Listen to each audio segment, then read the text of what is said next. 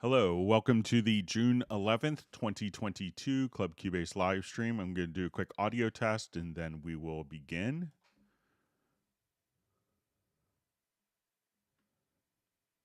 Bear with me just for a second while I listen on my monitoring computer. Hello, welcome to the June 11th. All right, it sounds like it's coming through fine. My name is Greg Undo. I'll be the host for the live stream today. If you've not attended a live stream before, how it works is you could submit questions in advance to Club Cubase at steinberg.de or simply ask your questions in the comment field. And when asking questions, it's always helpful if it's sometimes it's helpful if you could indicate which version of Cubase you're running, whether it's 10, 11, 10.5, or 12. Which level of Cubase, whether it's LE, AI, Elements, Artist, or Pro, and which operating system. So sometimes that information is helpful. And as we ask questions, you always have my ability to answer questions in a real-time format will soon be eclipsed. So if you have a question, you don't get an immediate response, you could always try to if we could try to refrain from asking the same question repeatedly, that just kind of slows down the entire process and kind of inhibits us from going through more questions. If I have to kind of read the same question again, see if there's a difference. So if we could do that, that would be appreciated. We should have all of the topics indexed and pinned to the top of the comments field. We are doing this on a Saturday, and I do have family obligations over the weekend. So it may be tomorrow morning by the time I get to the comments. But we should have those pinned with timestamps soon. So as we work on this, that will allow you to jump to specific spots on the time to find particular topics or questions that were asked. And also, so if we could do that, but if you wanted to search for topics that have been covered in previous live streams, you could go to cubaseindex.com, and Jan from Stockholm, I think he has some obligations today, but he's not joining us, but he was kind enough to create that website for us. We also have a number of people we should also thank. We have two people that serve as moderators. We have Jazz Dude and Agent K. So we want to thank them for their moderation. They're volunteers. They just do this for the betterment of the community. So we want to give a special thanks to them. Also, if you want another great resource of information that's pertinent and relevant to the Steinberg community, you could check out the Cubase Nation Discord, and Jazz Dude does a lot of work with that. I am presenting from outside of Washington, D.C. area in Alexandria, Virginia.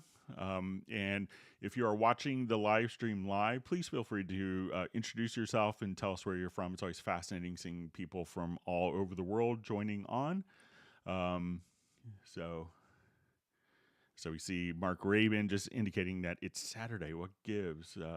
Hey, Greg, why Saturday? So yesterday was my son's last day of school, and they usually have kind of like a celebration, and all the parents do water balloons and water pistols and silly string at the bus stop, and have a big kind of end of school celebration at the park. So that's why I kind of postponed our normal Friday live stream to Saturday so I could hang out with my son some, but we'll go ahead and take a look and get started here. So let me pop out my chat field, and we will begin.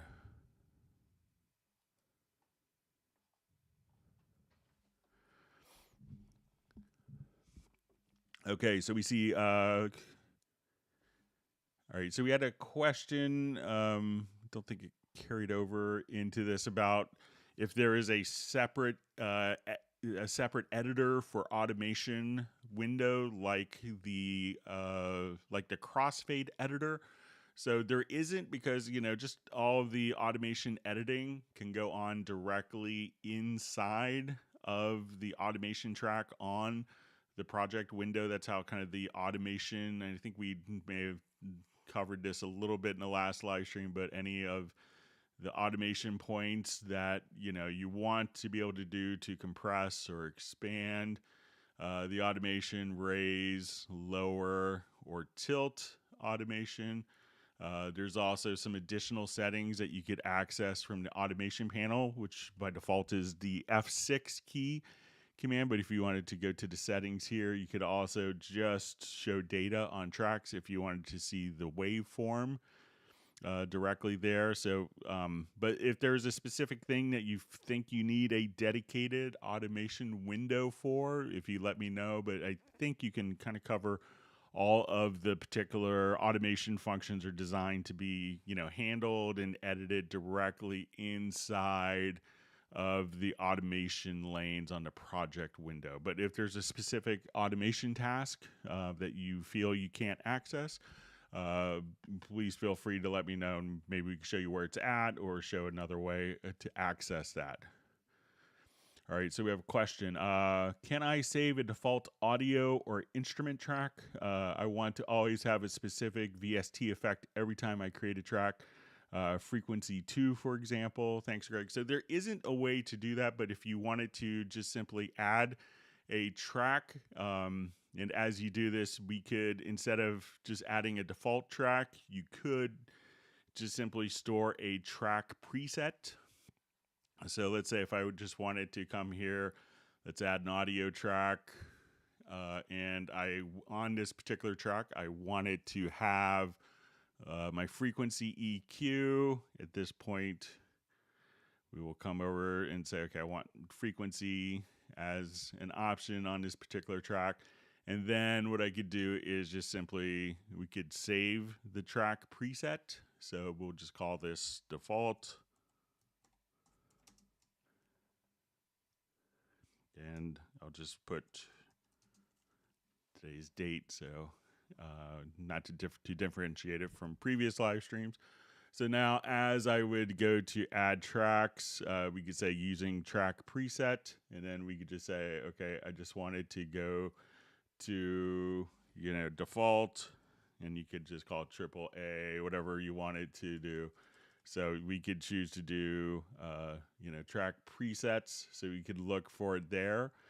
And then you could also have track presets that you would just drag from the right-hand zone if you wanted to as well. So if we go to user presets, to track presets, and let's say audio, you could just say, okay, we want to go to, or June 11th or whatever. And then we could just simply drag and drop. So we'll say our default June 11th, and we could just drag, and then audio files could be just added from that particular track preset as well. And you could save track presets in batches of 8 or 16 if you need to do more than once. All right. So question, is it possible to have the timeline/grid show swing? I like to manually put swing notes and move audio events to a swing position. Greetings from Sweden, and this from question from Robert. So I'm going to come over here to my quantize panel, and let's go to the quantize setup. So we'll come to our quantize panel, and I'm just going to set our, let's say I want to do like an eighth note, and I want this to swing to like 100%. So let's say we have this.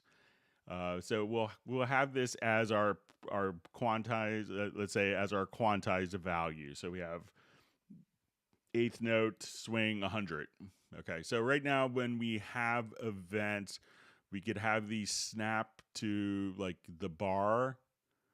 So I'll just go to the beginning of this particular event, and I wanted this to snap, to the beat. Or we could have this snap to the bar. But if we wanted to, we could also just come over here and choose the grid to be use quantize. So if we look at kind of our grid here, we'll zoom in just a little bit. So we could have our grid. So if I choose this to be bars, we could see bars, we could see beat. But now we could see that these lines, when I switch this to use quantize, will just kind of change. So now as I wanted to snap or move different elements, we could just have that automatically not go directly to the beat, but like in between the beats so that it'll match up the quantized preset that has the swing in it. So once you do that, then you could save that swing as a particular preset if you wanted to access that all over again. So just come over here in the grid. Instead of using bars and beats, you create a quantized pattern with the swing, and then you could use the use quantize setting there, and that will adjust the grid for you. All right, so we have Thermonuclear Ward joining from Serbia. Thanks for joining us. We have Benny from Sweden. We have Unicorn checking in from Ukraine. So you're in our thoughts. All right, thanks for joining us today. All right, we have Peter checking in from Montreal. Wishing everyone a superb day. All right, we have Captenergy Music checking in from Pennsylvania. All right, so we see Jazz Dude from Germany checking in. And we appreciate the offer of Captenergy Music to be a moderator, but I think Jazz Dude is on, so.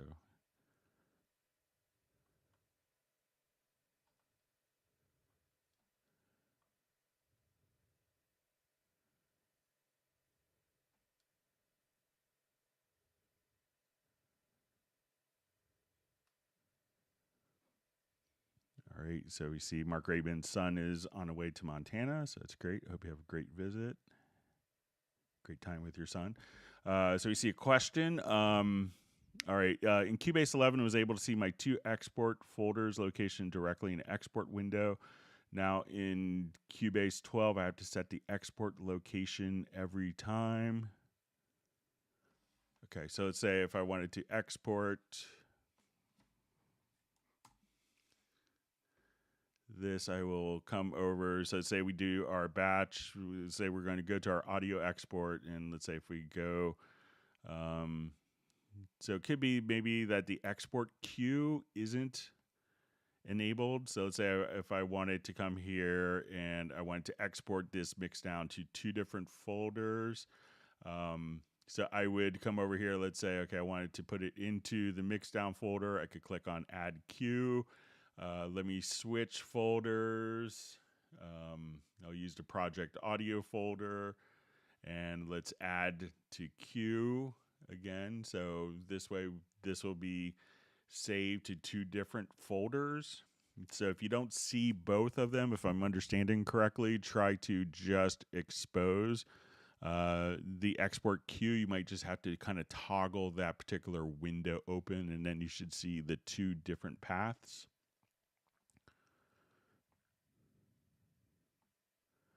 So let me know if that works out.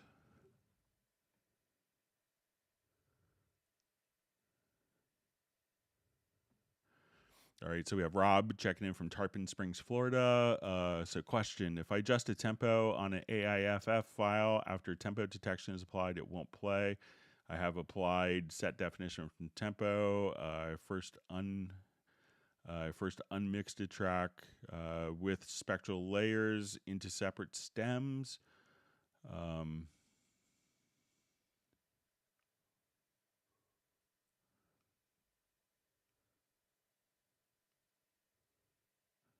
Okay, so let me give it a try.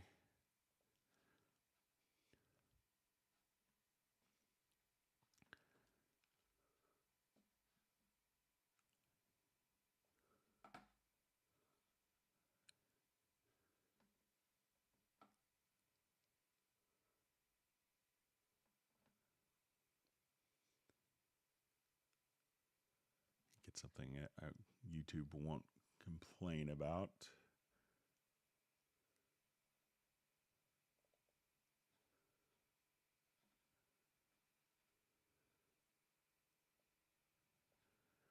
Okay, so let's say if I kind of play this.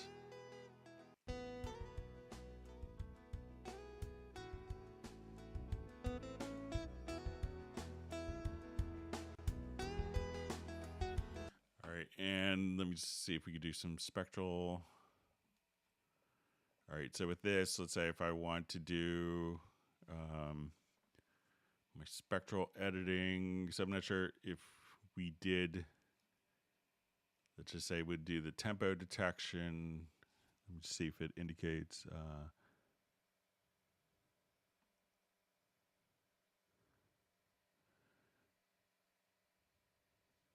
Okay, so it says you first unmixed a track. So let's come over here, and let's do spectral layers.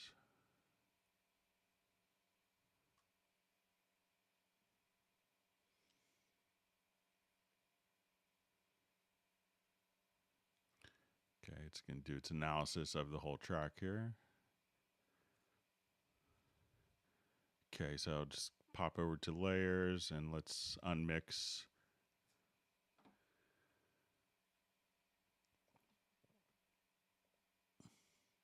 Stems.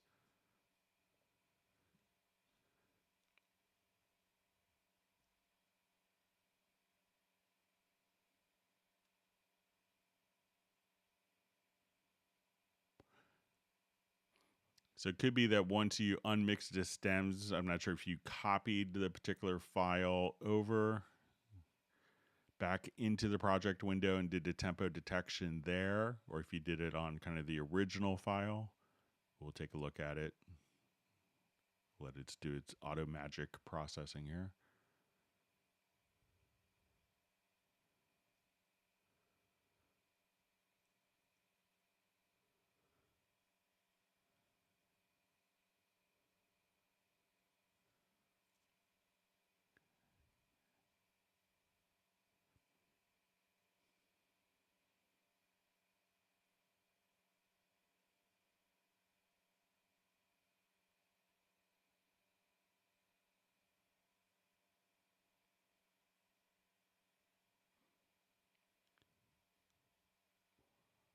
All right, just let this do its processing. Sorry, it's taking a little while.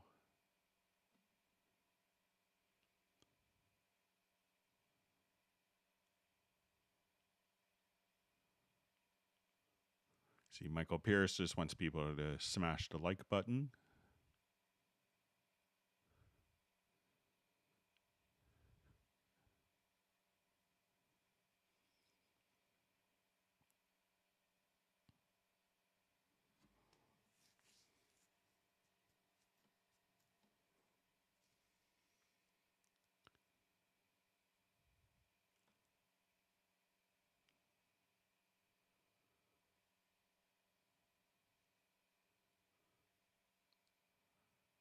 All right, we're getting there.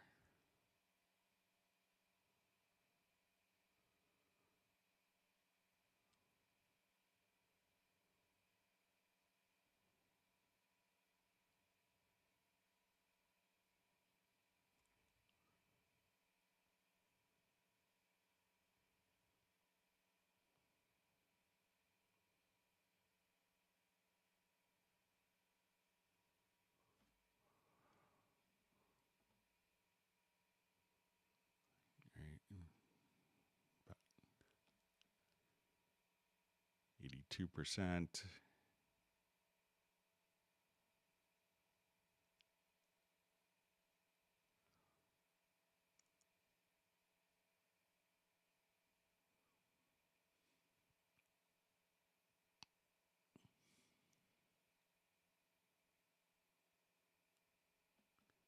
Almost there.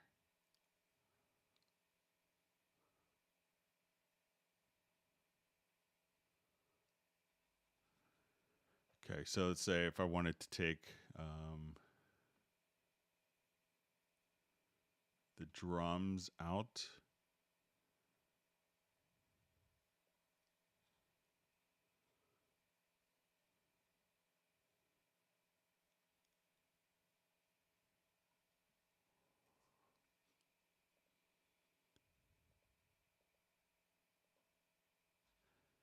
Okay, so let's say at this point,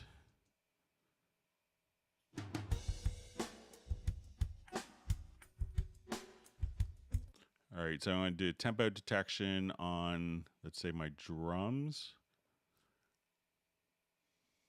So I will come here.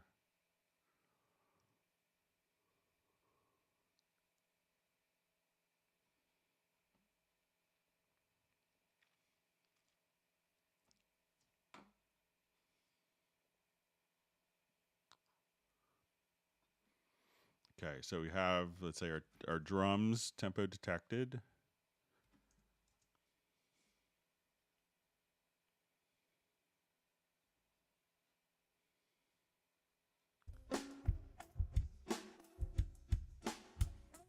Okay.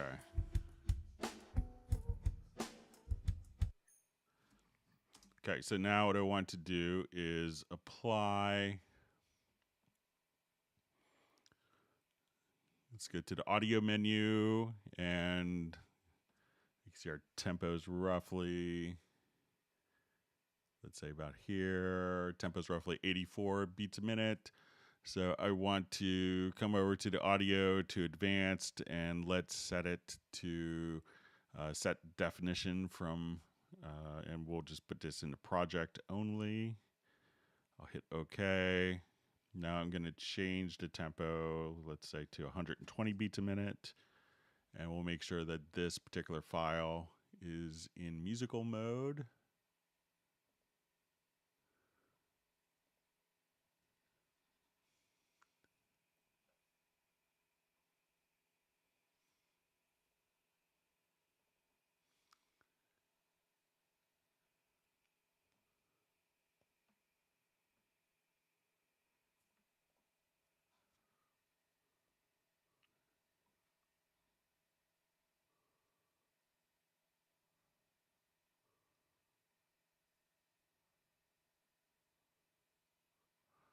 Okay, so now that I've done this, we're going to place that track into musical mode.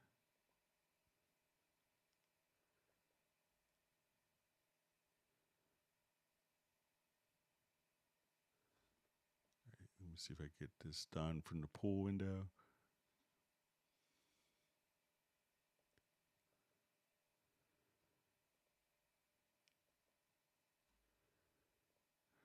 All right, let me see if I have to bounce it first.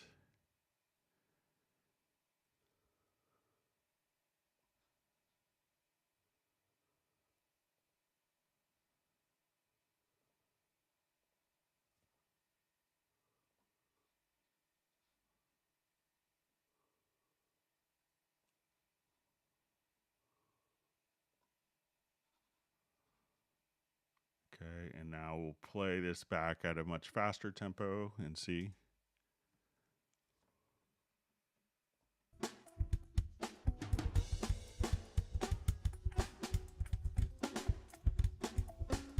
So that seems to be following. So I'm not sure if you did do the step of dragging the file, like the individual stem, back into the project window and did that. But maybe if you drag it into the project window, if you can't enable musical mode, go to the advanced and just go to bounce selection. But that seemed to kind of work as expected. I'll just revert this project back. All right, so let me know if that helps, Rob.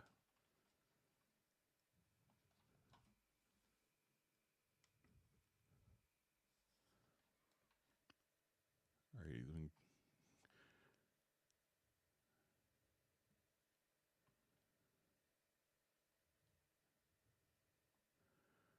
okay, so we have a question. Why, when in chord track, when in pattern mode, you can't play here notes above the highlighted notes? Can this be changed?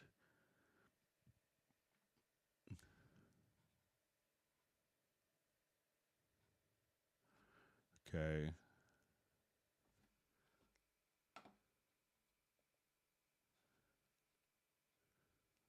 All right, so say I have a chord track.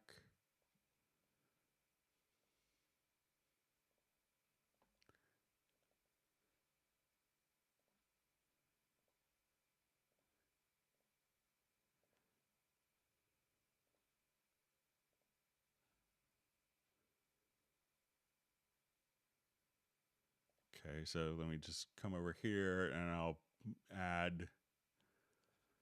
All right, so say if we activate this to the road, so as we play it,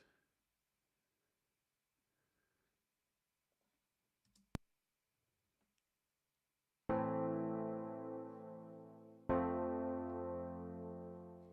right, so I will select this range and duplicate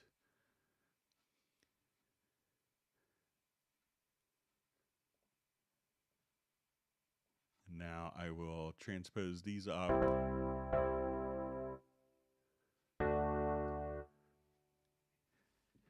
And let's see if I have an arranger track in here.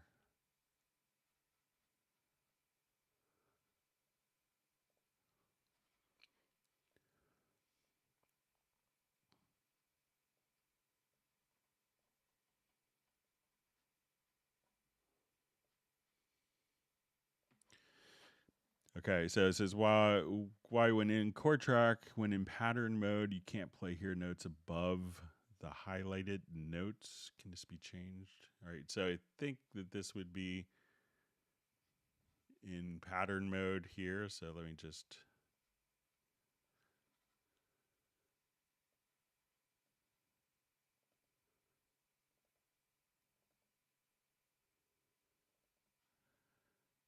Okay, and so I'll just activate the pattern mode here.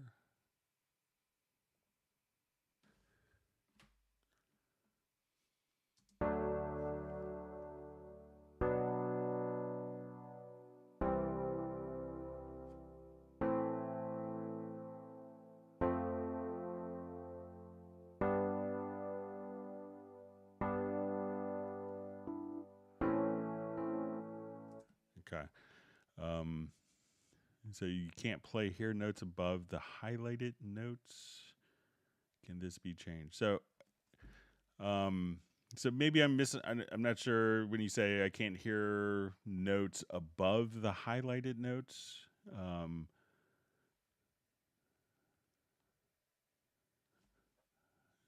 So let's say, if I'm here, we could trigger. So maybe I'm just misunderstanding the question, but can't hear notes above the highlighted notes. So let me know if I'm going down the wrong path, but I'm afraid I'm misunderstanding the question. Sorry about that. If it's the notes maybe within the editor, so let's say if we come here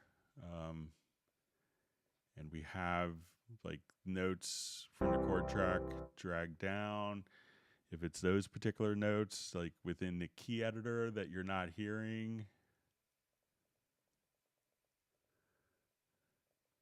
So if it's notes, so we could, hear the notes above just like that. So, but let me know because I'm afraid I'm misunderstanding. All right, so a question. I use VST Connect 5.5 when I'm going to record a customer who has a 2-channel sound card and sets up for channels 1 and 2. Both tracks end up on the same track, not separated. Cubase 12. So, what you could do, one is to make sure that the sound card isn't summing both of them. So if it's like a USB mixer, it may just automatically take whatever, it may not take discrete outputs, but it may just transmit a stereo only stream. But if when you're doing your VST Connect SE, so let's say we come over here and create VST Connect SE, something that you could do is just come over here.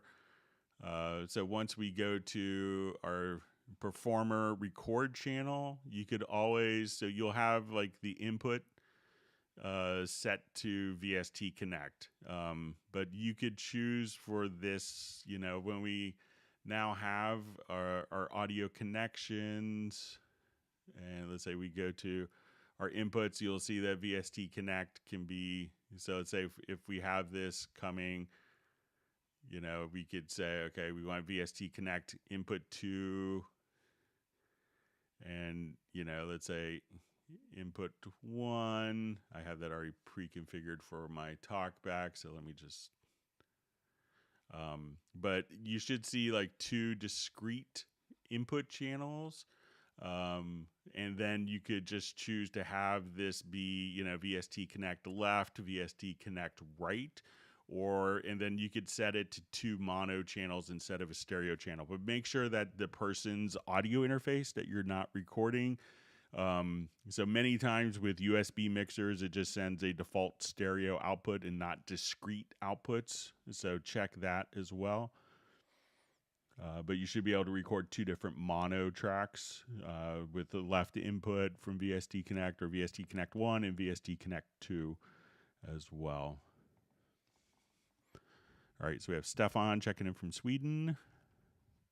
See Terry Gray saying, "Oh snap, Saturday stream." So we're seeing if more people would be able to join on a Saturday as well, just out of curiosity.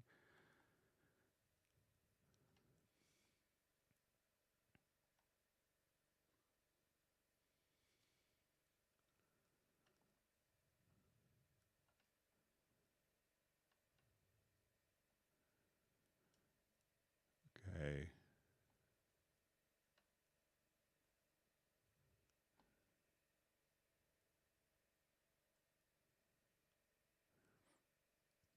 All right, so we say, I just see a comment, Cubase is Beast from Malaysia, from Sodessa. So thanks for joining us. We see David M.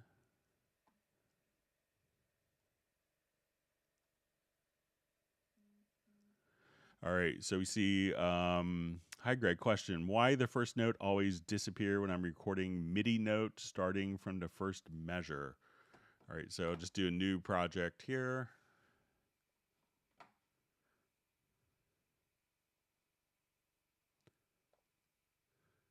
So it could be that maybe it's being recorded ahead of the beat. So let's say we just add an instrument track.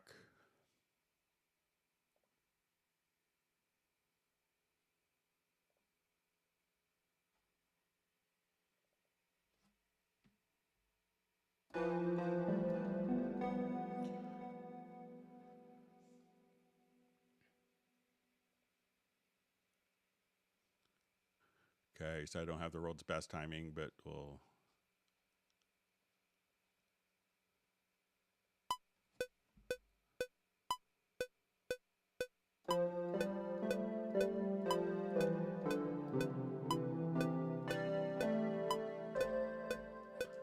All right, so now when we do this, we'll take a look, see if we have a note on beat 1. So it looks like that kind of came in. So, you know, maybe it's something that you're playing the first note ahead of the beat. But usually I think there's kind of like a catch range, but it didn't seem to be an issue there when I did it. But let's just see if we go into record MIDI, you know, so check your MIDI record catch range in milliseconds value here and see, because you could be like, you know, 100 milliseconds before and it should catch it. You could always, you know, do a retrospective record as well to see if it's coming.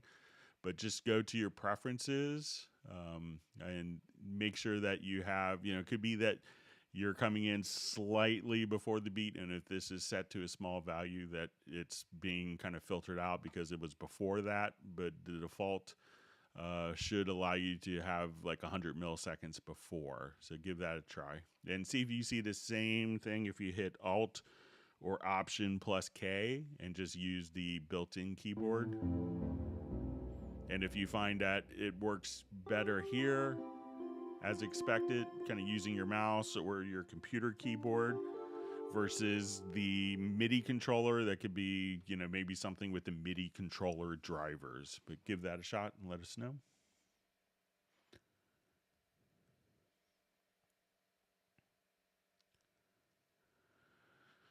Okay, so we see a question from Gary Vanloo. Where can I find the best novice user tutorials? I currently use Orion and Serato, and I need something more substantial. So, you know, check out the Cubase YouTube channel. There's hundreds, you know, and we have like probably over 18,000 questions that are indexable and searchable. If you go to, you know, if you go to cubaseindex.com, where you could just kind of say, I want to learn about this feature, and you could pull up all the different live stream links that relate to that particular feature. So.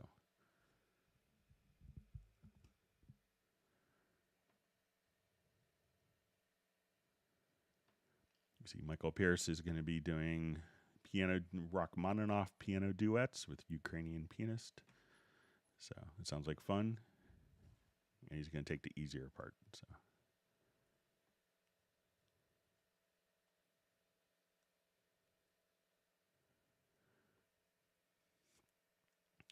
Okay, so we see a question. Hey, Greg, Nuendo shopped maybe shipped with MIDI remote mapping for Keylab Essential, but not for Keylab Mark II.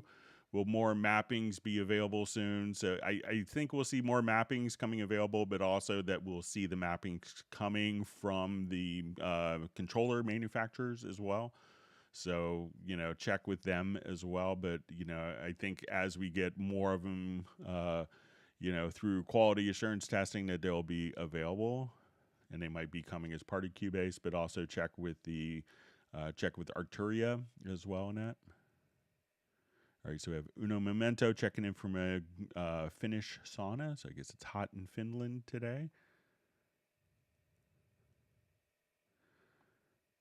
All right, so we see a question, how to color palette. I mean, full colors. So if you wanted to, access more colors than are here, you can just, kind of come right over.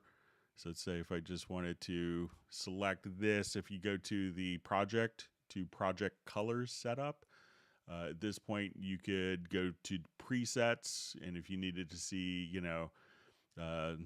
number of basic color settings and number of color tints, you could have up to 128 colors quite easily. If you wanted to create your own color scheme, you go to the project color setup, and any of these you could just double click and say, I want this to be more blue or purple, magenta, whatever color you would describe that. I'm not good with colors, but now you could just come right over here and you could choose your own colors very easily.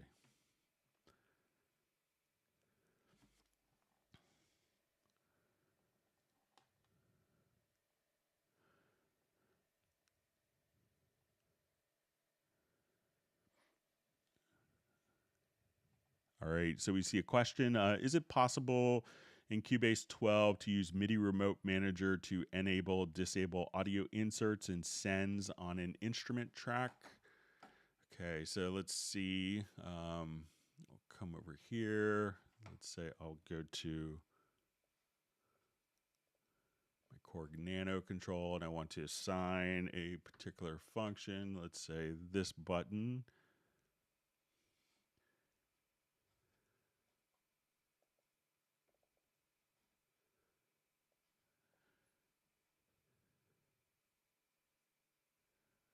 All right, so see if there's a keyboard shortcut for this.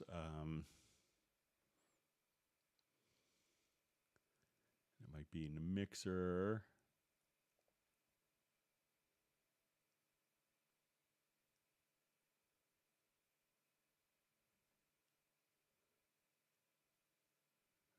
So there's a bypass inserts and bypass sends, but let's see if it's on selected track.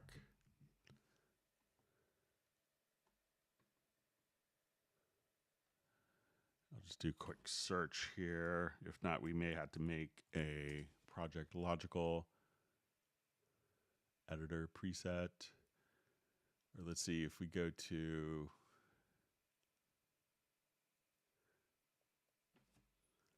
maybe on selected channel.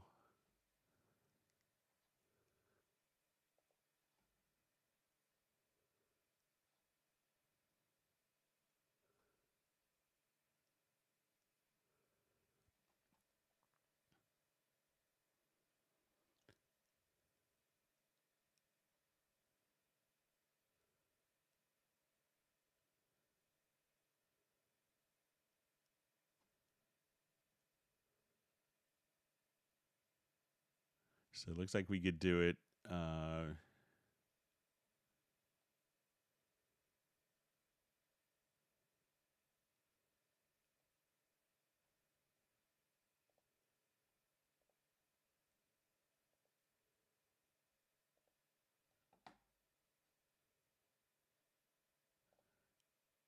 right, so let's see if we could create a project logical editor preset for this. So let me just add a quick inserts.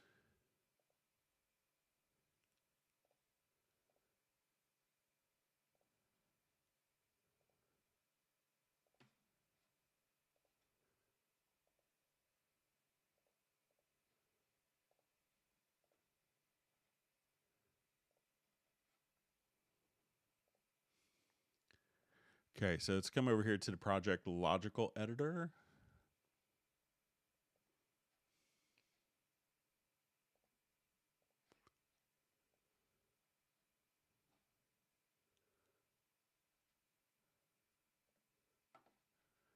Okay, so let's say we want to take a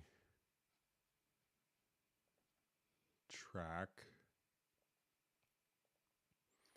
We'll say our media type is equal. We'll say our container type is equal to track.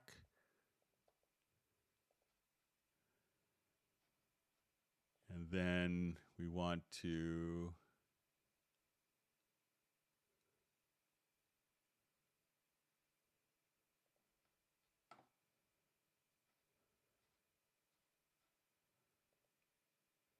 go to track operation. Let's go to inserts, bypass, enable. And track operation to sends, bypass, enable. Okay, and we're going to choose transform. I'm going to save this as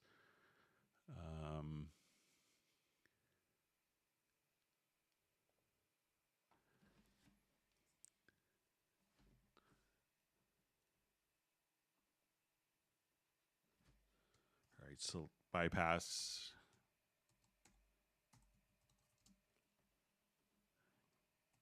inserts.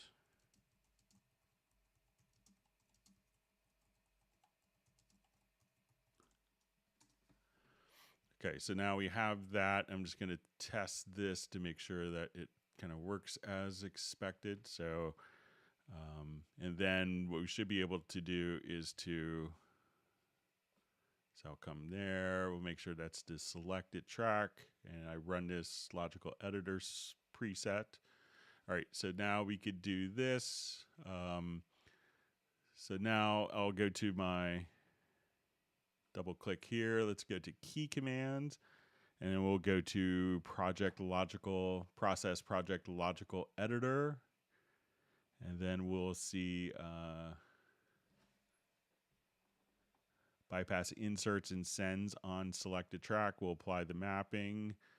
So now as soon as I just select this, I'm going to hit that button, and let's say if these are all turned on and enabled, and we could just create another one that does the opposite. So now just hit the button on my remote control editor, and it will trigger that project logical editor preset to just bypass the inserts and sends on the selected instrument channel. So again, to go to the logical editor to create that conditions, and go to the project menu, to the project logical editor. You want to say in the target filters, the container type is equal to track. We could also just add, and the property is set to track is selected. So I will just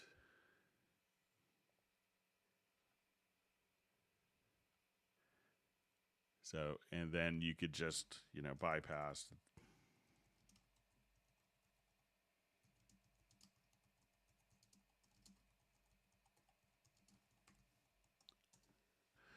So at that point, you could simply come here.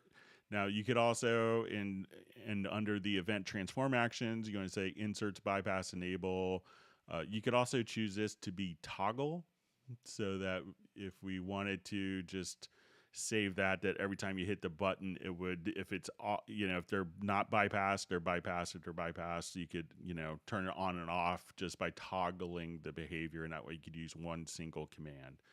So give that a try, and I think you'll be able to do it using the generic remote to get that done.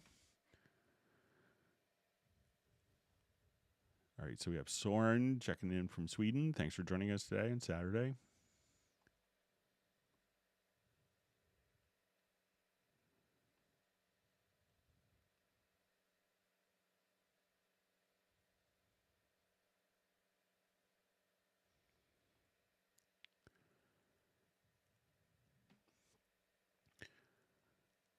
Okay, so we see about the, and this is kind of a further clarification. It says about the export location. I'm talking about the file path drop-down menu. I was able to see all the different path I'm used to export, but not anymore. So let's take a quick look at that. So we'll come over here to our export audio mixdown.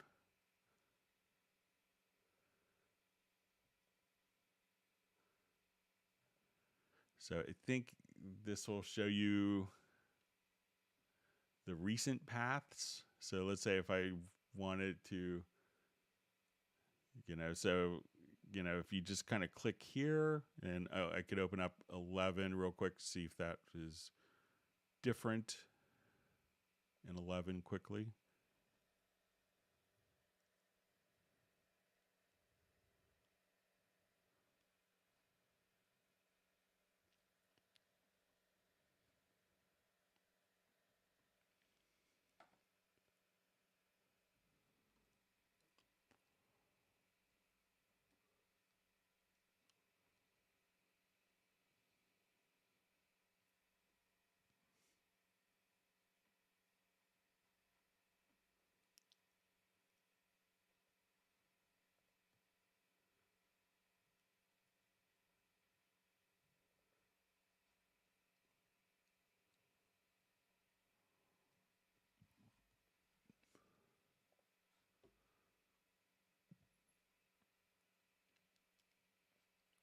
Okay, so let's say we go to our export audio mixdown.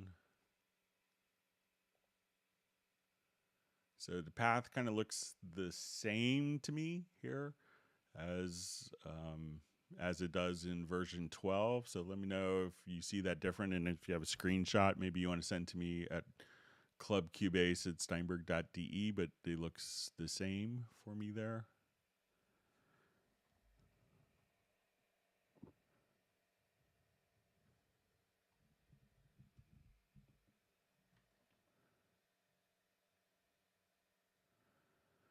Okay, so we see from Odavali, since the last update of Cubase 11 Artist, I have the following problem. It doesn't save the startup settings saved on every plugin. So I'm not sure how you're saving the startup. A lot of the plugins, and this may work differently for different plugin companies, but I think if we come here and I wanted to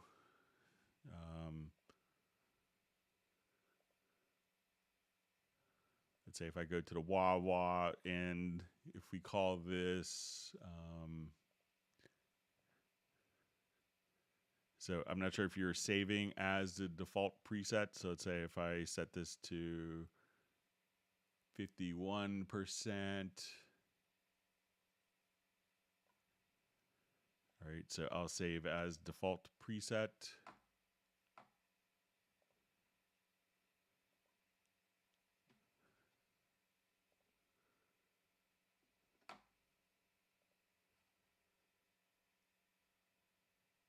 Okay, so we'll close that, and let's instantiate a wah wah again.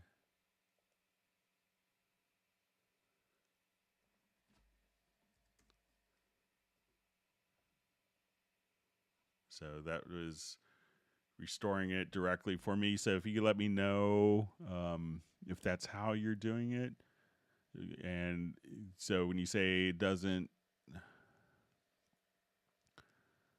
so it doesn't save the startup setting. So let me know if you saved it as default, and some plugins may not work with that if they're kind of migrated from VST2 to VST3 without kind of being written specifically for VST3. All right, so we see Brian Sawyer from Beulahville, North Carolina. Thanks for joining us on a Saturday today. Mark Rabin is saying a little known fact is he plays better on Saturday, so that's good to know.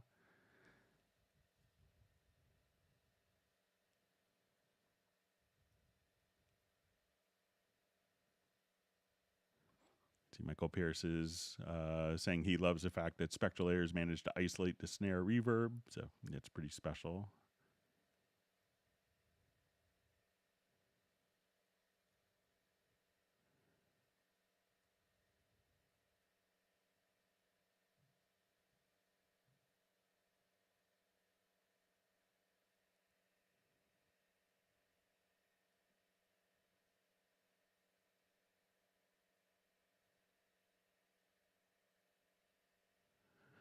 All right, so we see from Isaac saying, Benny asked you a question how to export the MIDI data without sound. You answered, maybe it's a stupid question. It was not nice, Greg. It's not your habit. So I didn't say that. That was actually part of the question.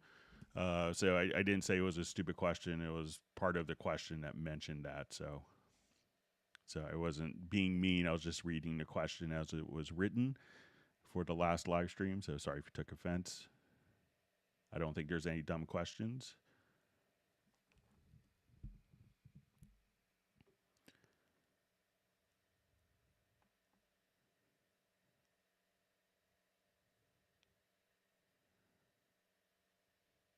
All right, so we see, what do you think of the new piano Steinberg released? Greg, will you demo it, please? So I think if it's the 4-knob piano, I think that's done by a different company called Sample Tech. So we distribute it and we sell and we'll kind of promote it on our Hallian marketplace, but it's not a Steinberg product. So I don't think I have a license for it. So sometimes I have a hard time getting licenses for third-party products. Seems odd, but it's the reality of the situation.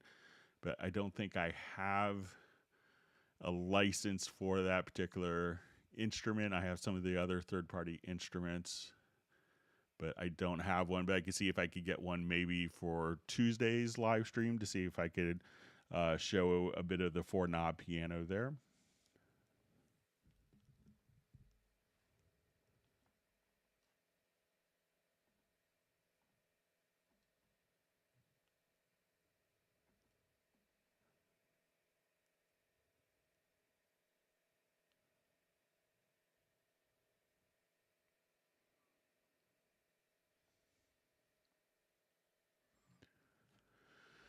All right, so we see, hi Greg, while recording, if I want to stop recording and delete that file completely from the pool, how do I do it with a key command? All right, so let's say if we recorded audio.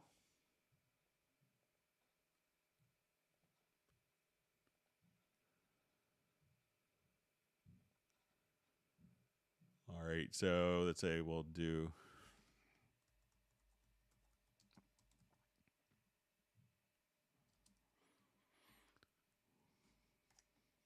All right, so at this point, I record the audio file.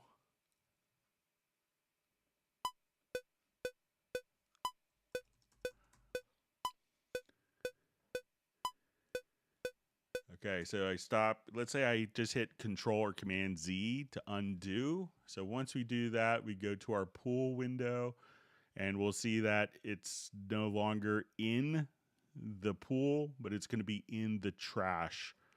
And then from the pool, you could choose to empty trash, and you could do that with a key command as well. But if you want it out of the particular project, after recording, just hit undo. That will undo the recording and move it from the active pool into the trash. And it's kind of a 2-stage deletion process because it's very common for people to make a mistake, but then you could choose to empty the trash. And if you wanted to make a macro to undo and empty trash, you could do that as well.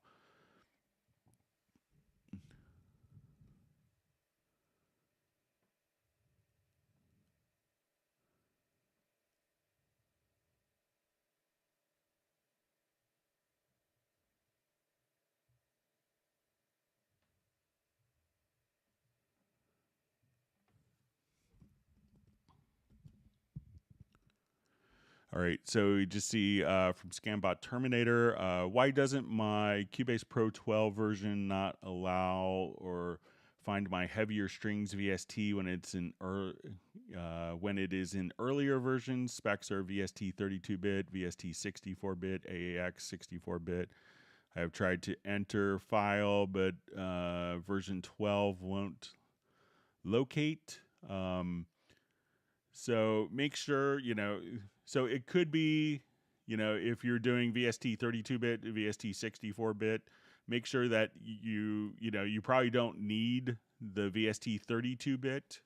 So, but go into the studio menu, and we'll come over here and let's go to the VST plugin manager, and you can see if it is block listed. So make sure that, you're running. So if it's this 64-bit, and make sure, if you have a VST2 or VST3 versions, that you're running the VST3 preferably.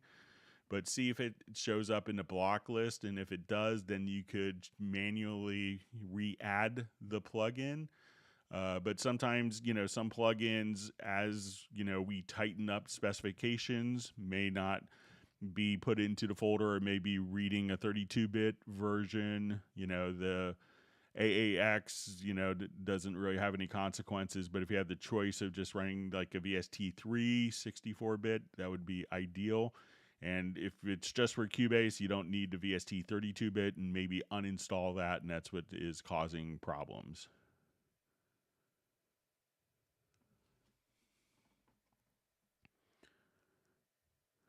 Okay, so we see, hey Greg, I want to know, how do I go about mixing in Atmos?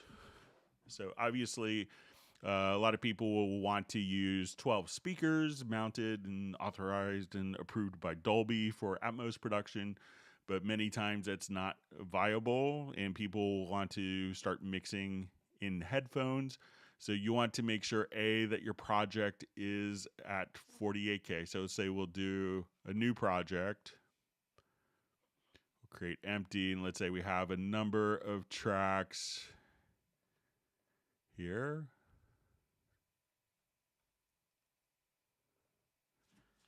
So go to my project setup. You need to be at 48K for working in Atmos.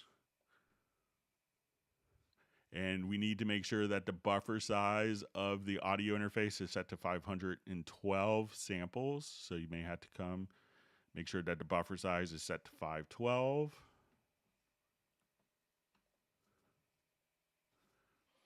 So when we come, we'll just go to our project menu. And then what we want to do is select ADM authoring for Dolby Atmos. And at that point, we could see the setup assistant. So we'll do this. So by default, we probably want it to be a 714. For our main mixer channel configurations, you could add the main mixer channel with renderer. And let's work with a 7.12 bed, which is standard. And we could add the bed and route all the tracks to that particular bus channel.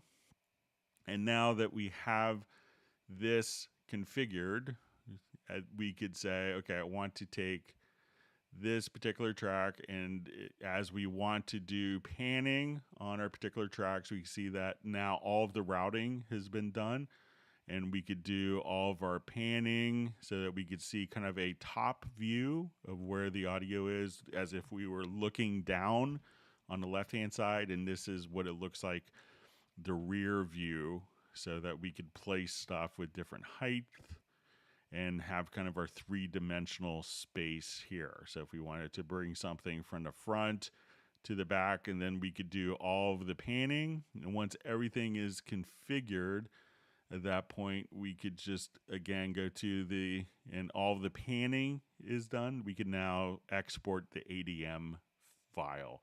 And that's what would translate the panning to different speaker configurations in real time. And that's really kind of all you have to do.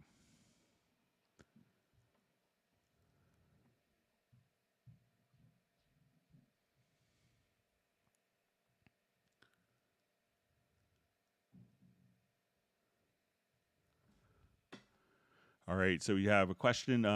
It's possible to mix down multiple arranger areas with events and tracks selected in one file automatically, each one with specific name in sequence with macro, logical editor.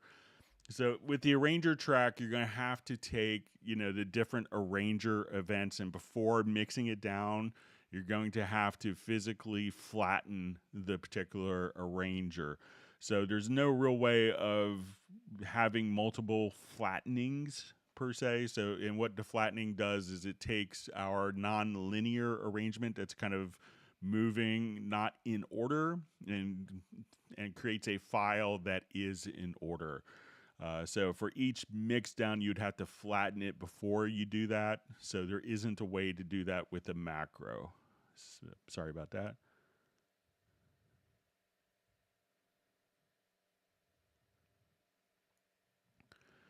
All right. So we see. Thanks, Greg. Another question. Can I use Apple loop files in Cubase, Cubendo, .caf and search in some convenient way? If so, any best practices? If they are just standard WAV files or AIF files, they will show up inside of the media bay. So it may not show up. I don't think that the metadata is going to translate over, but you could probably just come right over here to your file browser and then look through all of your different files. So it may not be as neatly organized. Often those are going to be like proprietary data for being able to say, okay, I want this library and I want to do this. But if there are standard WAV files, you could just go directly to your file browser and wherever they are and Audition and just simply drag them in. So give it a shot.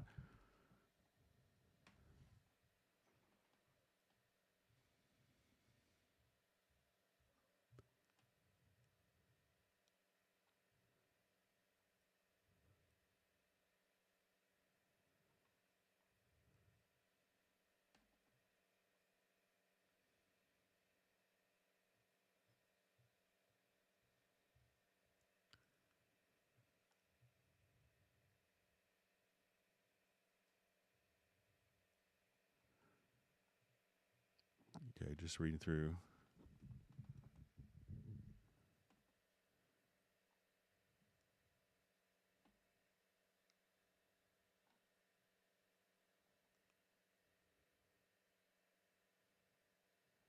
Okay, all right, just finding. All right, so I found my spot, my timeline. It jumped on me. All right. So we see question, how can I turn multiple MIDI tracks into one audio track without affecting the MIDI? Thanks for everything you do, Greg. And this is from Mike Rivera. So let's say if I had multiple, I'll just come over here quickly.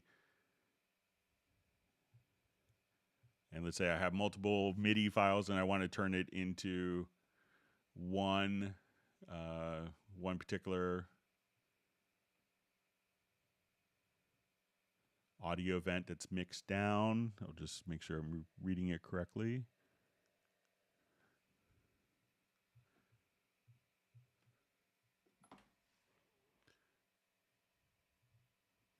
All right, so let's say I wanted to take these strings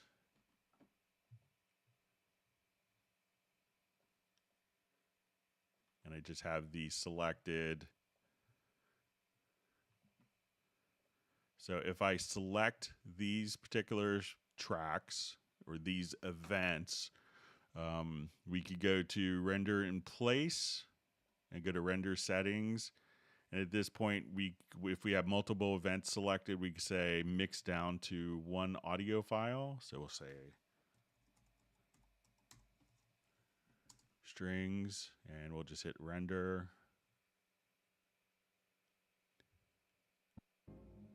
So now all of the strings are mixed down. So my violin 1 and 2, viola, cello, and bass are all just mixed down that easily. So just select the particular events that you want. And if you're selecting multiple events, when you go to render in place, then now you could have the option to mix down to one audio file. And then you could just kind of selectively bounce like that.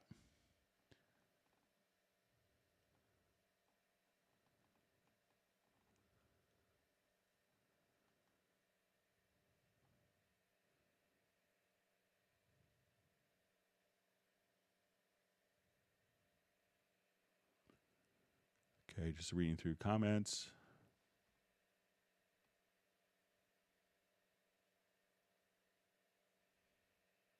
Okay, so we see further clarification about the chord track question from Scambot Terminator. It says, in my earlier chord track question, click on the chord pads below for the player. It shows the piano board with the highlighted notes. When in just chords, you hear everything. When in pattern mode, okay, I'm sorry, it's with the chord pads. So let me just go. to that. Sorry for my misunderstanding.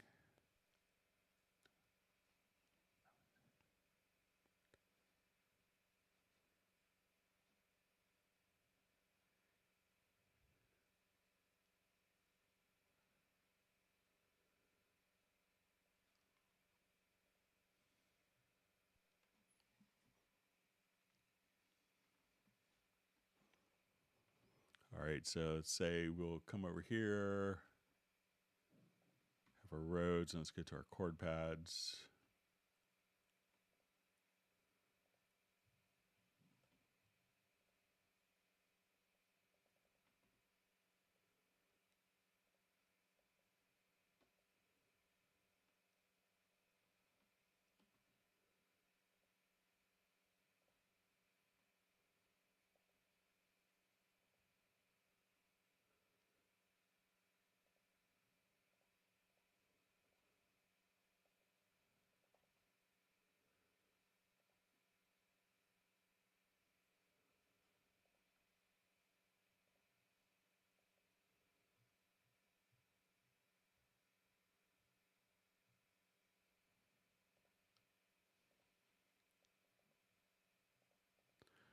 Okay. Let me just open up a different project real quick.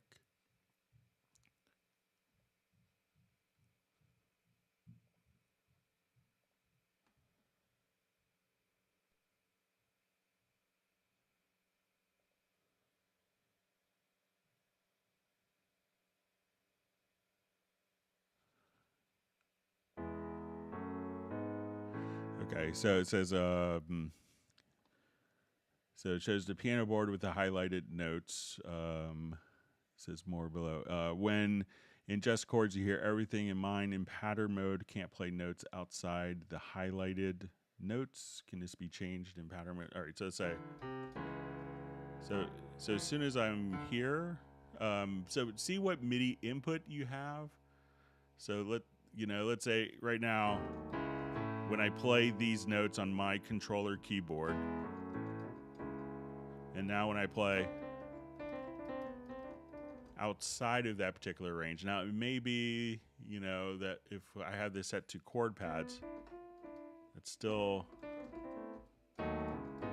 so I'm in this range.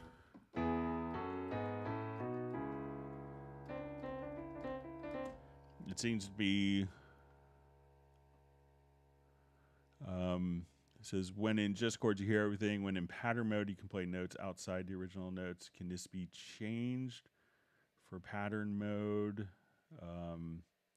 So if you want to not be able to do this, I think that's kind of set, but let's see if there's a preference.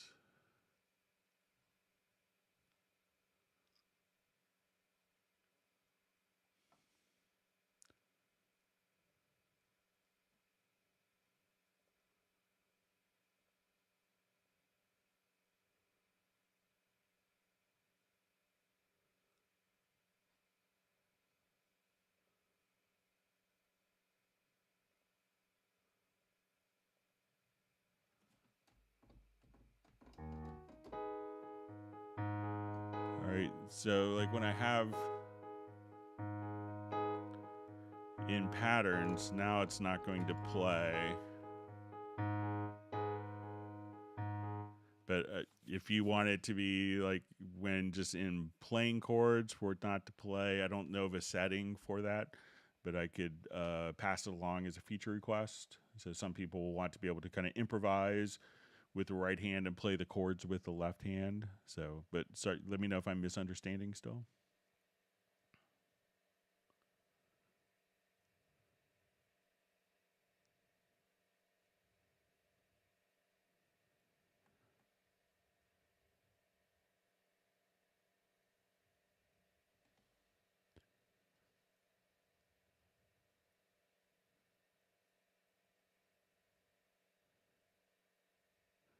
All right, so we see Scambot Terminator saying, thanks, Greg, for having a Saturday session. It's challenging to catch these days due to work schedule. So we're glad that we can see some people we don't normally see on a Saturday.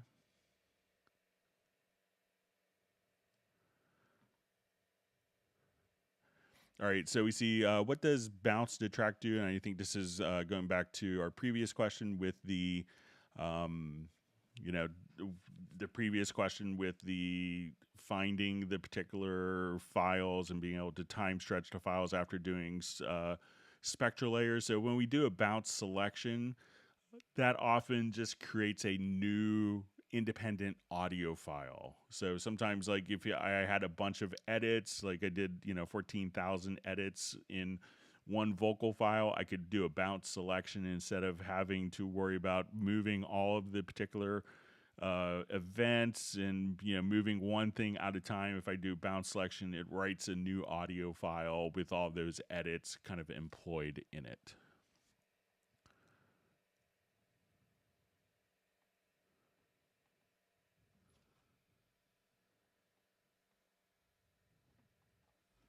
All right, we see P Zone 36 wishing everyone a happy Saturday. So thanks for joining us today.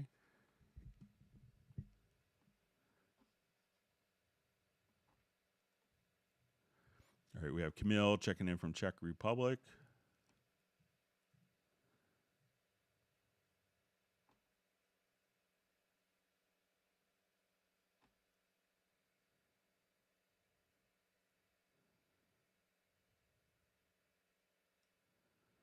All right, so we have a question from Sven Isaacson.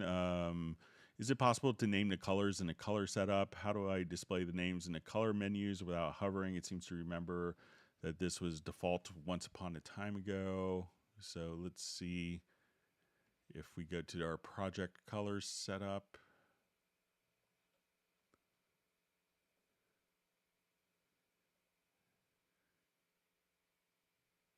So let's see if we call this color like drums, bass, guitar, keys, vocals, etc.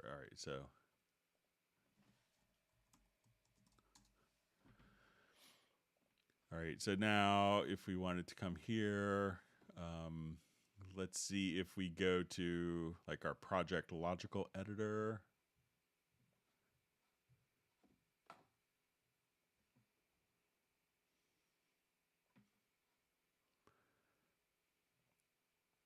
And let's see if we go to set color, set to fixed value, that we could now kind of see the name from the different colors that's associated with it. So, but let me make sure I'm reading this correctly.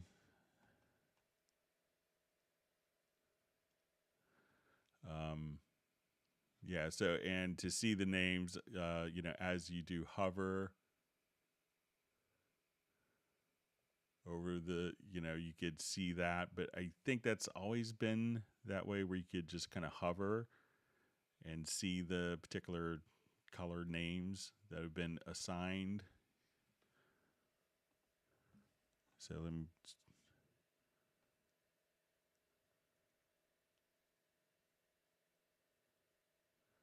So how to display the names in the color menus without hovering. So I think the only way to do it is hovering, but if you wanted to assign it, via the name, that you could do that. But I think that's kind of been consistent over the years, especially since maybe 10 when the new interface was assigned.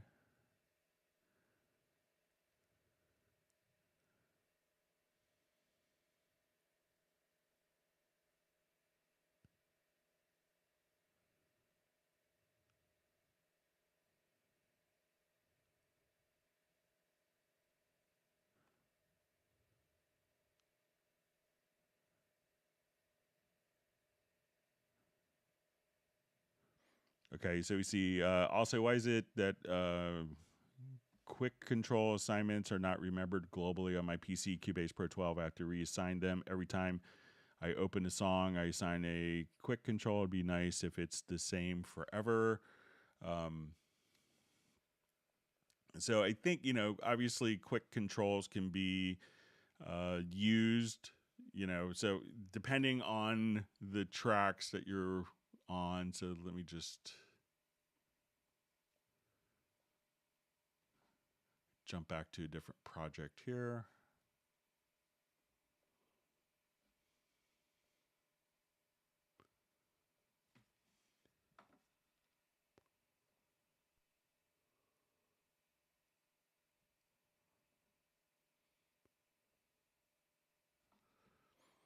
Okay, so let's say, you know, if we go to kind of our quick controls.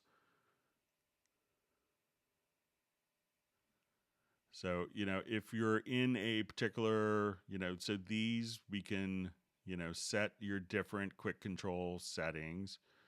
And with plugins, you know, if it's for, you know, and that will be saved, you know, with the particular project. And depending on the condition, you may want different, you know, quick control settings automatically for different types of tracks, whether it's audio or an effect send. But if we have our plugins, I think that if we come over here, let's say, you know, we go to our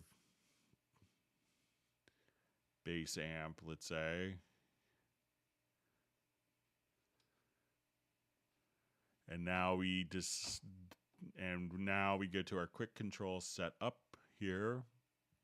And so let's say I want this to be my amp model, and I want this to be the speaker cabinet type. All right, so now if I come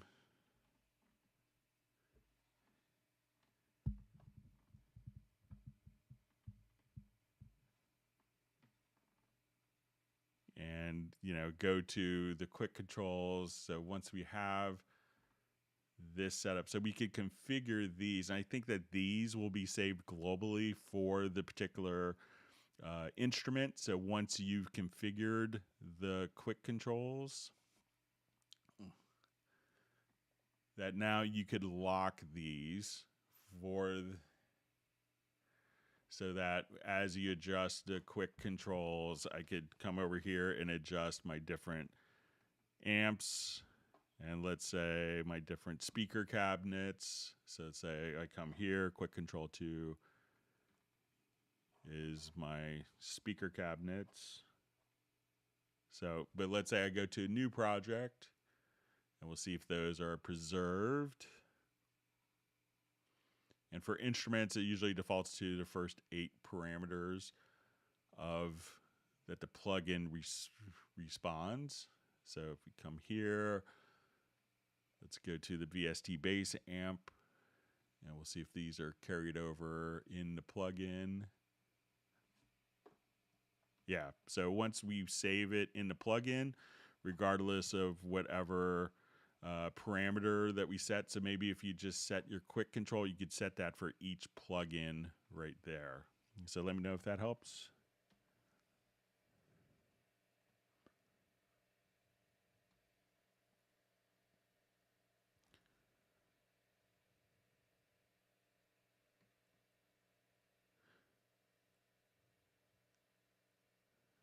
All right, so we see Benny saying that it was him who mentioned that it might be a stupid question for his MIDI file. It wasn't me, so thanks.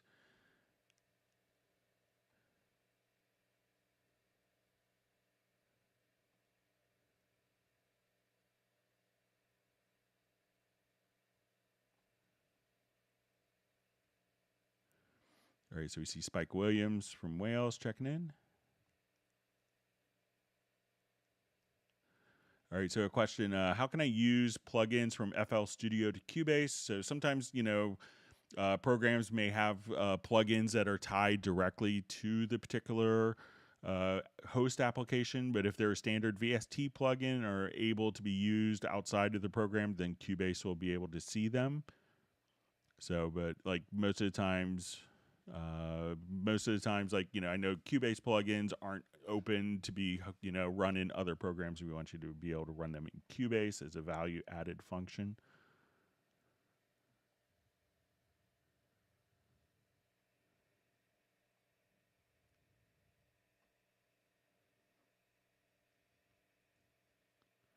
All All right, we see Lawrence who's usually checking in from Rhode Island, is in Norway. So it sounds like a great place to be.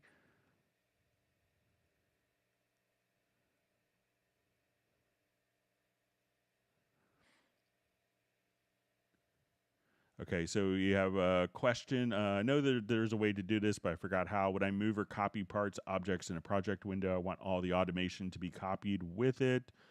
So I don't have to highlight the automation when moving parts. I know there's something I need to check to make this happen. All right, so let's say we have an audio event with automation. Okay, so we'll just come here. We'll write in some automation. Okay, so I want that automation to be moved with the event. So I'll just turn this off quickly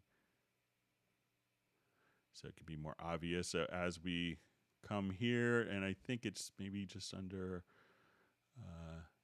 edit, automation follows events. So check that. And now that I move the part, all of its automation will move directly with it. So just come to edit and just place a check to next to automation follows events. So if that's unchecked, now when I move an event, the automation wasn't there. When it is checked, we can come right here, and now as we move, that automation follows the event. So give that a try.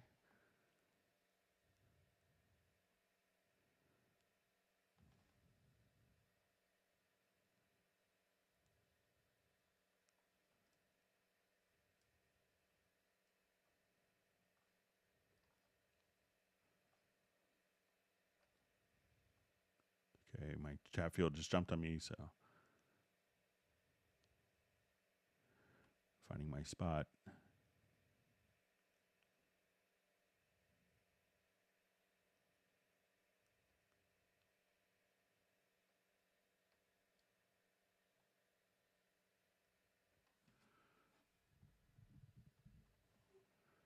Okay, so I just see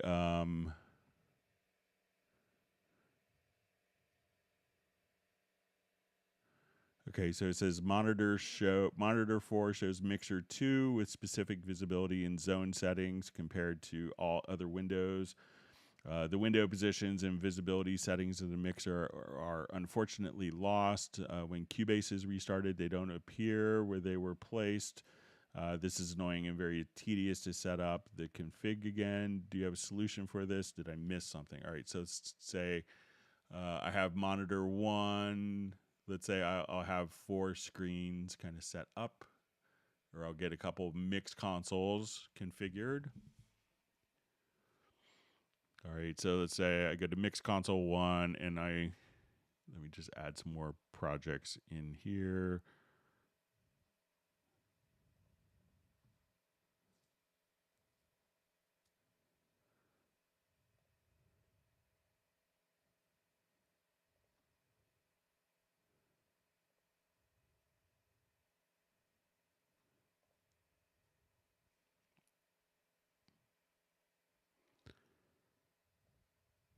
All right, so let me just add some groups.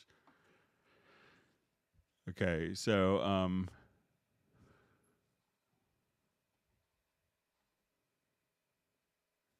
right, so let's say if I go to mix console 1,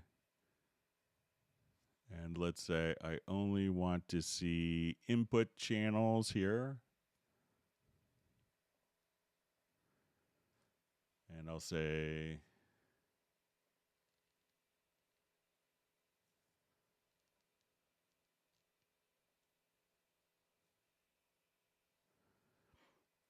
all right, so at this point we will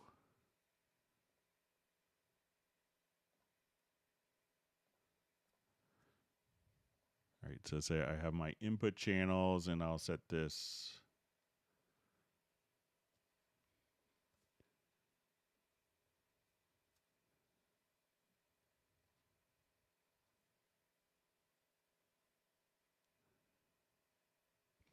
all right, and let's say I want to see mixer 2.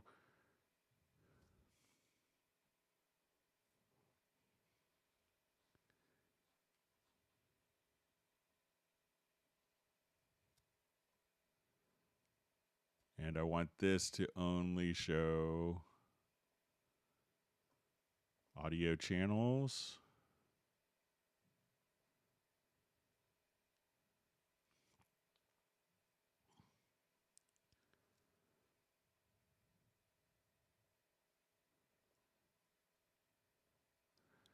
And let's go to Mix Console 4 or Mix Console 3. And I want this to only show groups.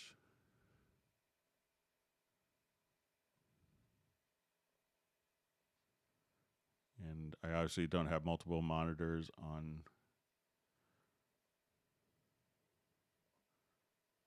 Okay, so we're only showing groups. So let's go ahead and save this.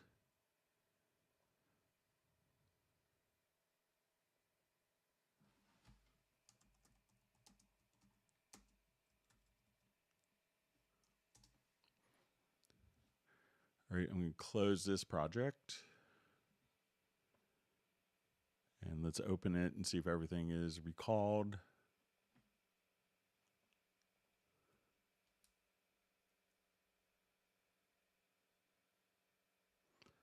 So we see my input channels and everything is kind of stored kind of as expected here. One other thing that you could try, I'm not sure if you've created global workspaces, but if you go to workspaces and maybe add a workspace, I could try it later on multiple screens. I only have one screen that I'm sharing for the presentation, but it seemed to recall all the different mix consoles with my input channels, my audio tracks, and my groups fixed in their own separate consoles. But try going to workspaces and click add workspaces. And you could have that be a project-based workspace or a global workspace. So if it's a configuration that you want to use across multiple tracks and you want to configure it that way, try saving it as a global workspace and see if that helps.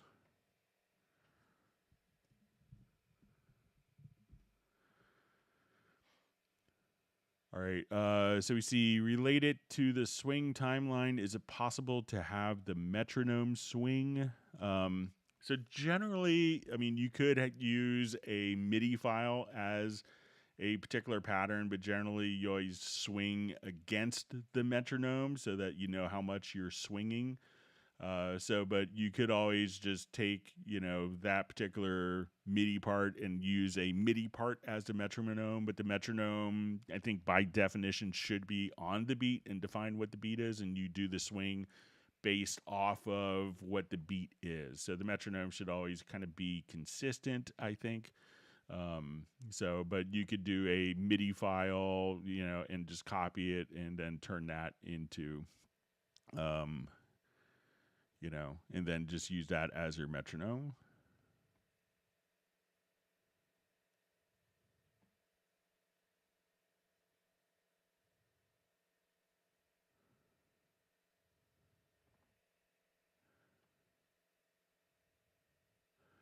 Okay, so we see question, is there a way to create a new project with the tracks and settings with the information between the left and right locator, including tempo track? All right, so let's say if we had your project set up here.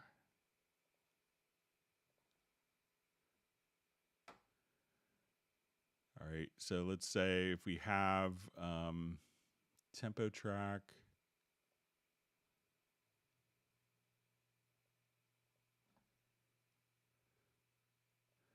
So one thing that you could do, let me just add a quick tempo track here just to show this.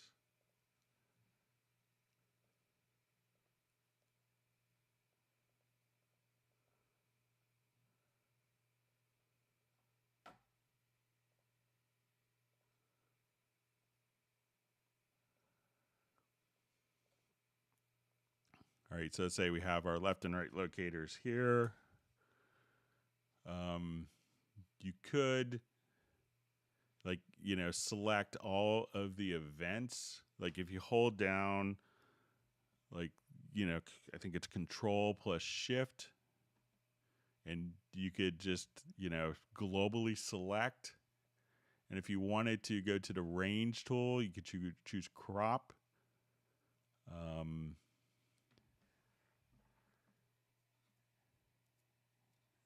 me just see. I'll just try something in our project where we have contents outside on a global.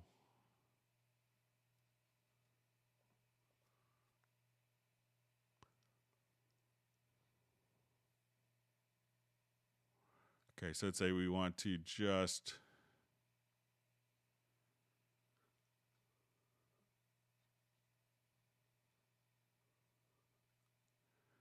all right, so let's say if I add a cycle marker here, and on the cycle marker track with the range tool, just make this a little larger. I just want to double click. Let me see. I'll move that to.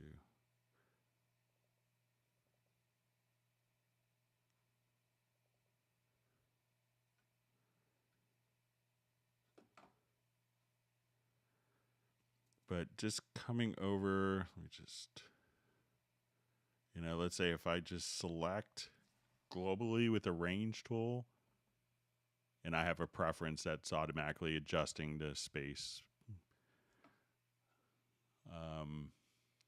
So we have this, and let's go ahead and choose crop. So that would, you could just simply, get rid of, and keep only that time. And let's say, and you might be able, like, we have a couple of parts that weren't split, but let's say, let's go to the project logical editor and see if we could delete events outside of cycle.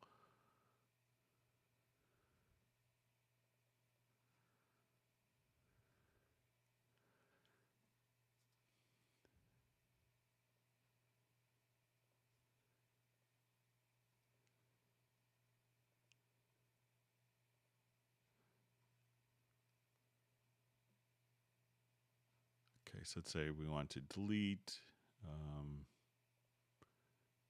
and position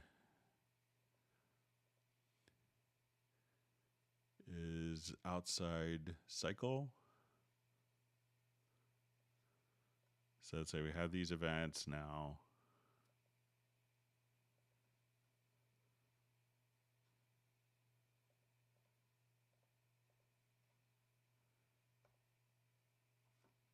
Nope, didn't like that.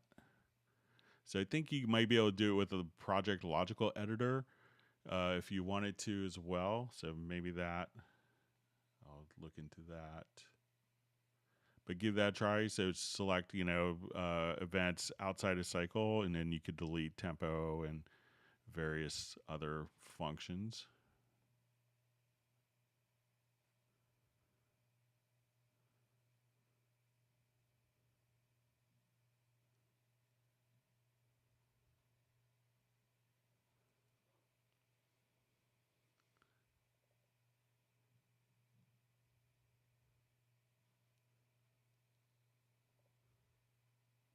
Okay, we'll just get this project open. All right.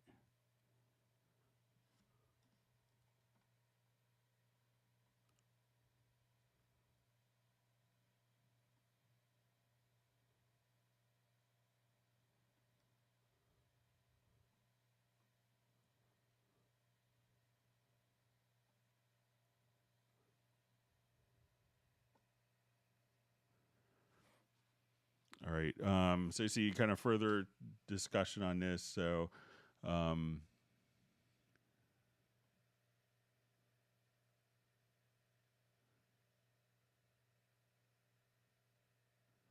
okay. So it says this is for, can work on, so just selected certain tracks are open both. So it's because I created a project with different songs in it for performing. All right. So let's say if we were doing this like for kind of maybe concert, like if you're doing a live thing.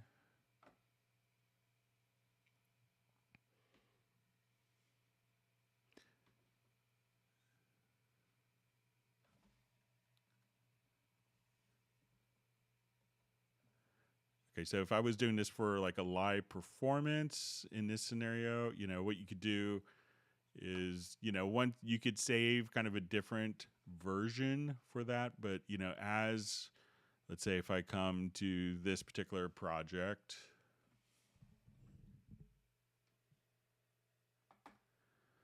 and I have my tempo track. So let's say if I had a different tempo track here, so often what I would do, is just take, once you have that, if you wanted to morph, I would just go to the import tracks from project. And one of the cool things that you could do is we could select a particular project here. So let's jump back to this. And we could select all, and we could import these to new track, and we could just choose to import these at the cursor position. So as soon as we come over to the cursor position, so let's say, and we'll select matching. So then you could just kind of import tracks, or even just kind of copy and paste from tracks to another. So if I have a different version open, you could drag and drop events. So say I want to take all of these events and I have another project. So say I have these, and now I wanted to drag those events from an inactive project, so let's say to an active project.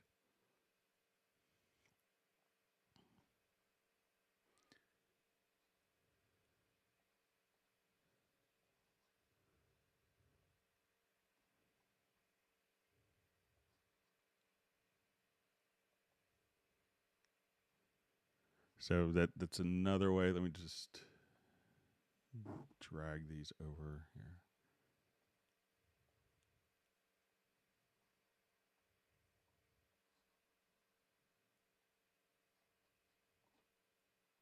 Get this configured so I could see the tracks I'm dragging onto.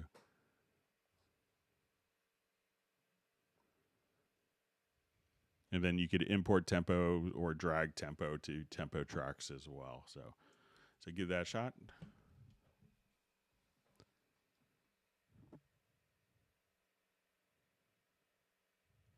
All right, we're glad that Kerwin Young can make the live stream today. Thanks for joining us.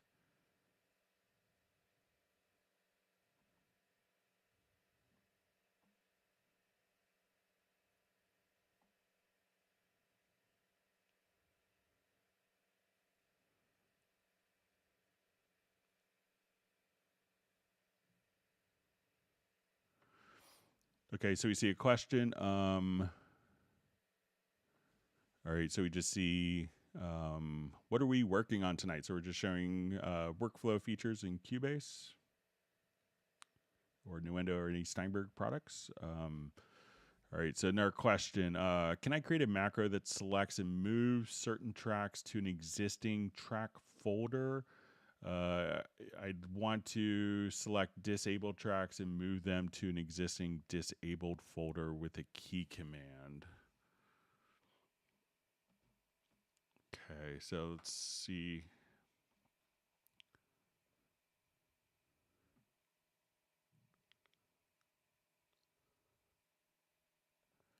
Don't know if we can move it to.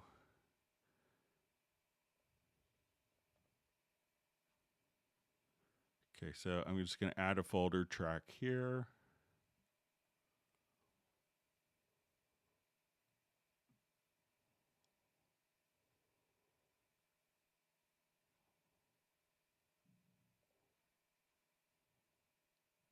And we'll call this disabled. Okay, so let's say we want to move a track to disabled. So let me see if it's a track or an event.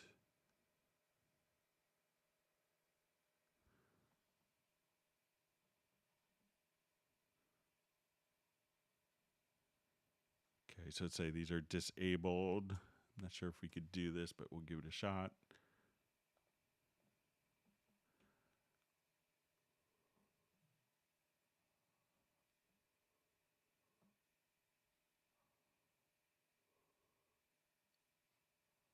All right, so we'll disable those. All right, so I'm going to have this selected.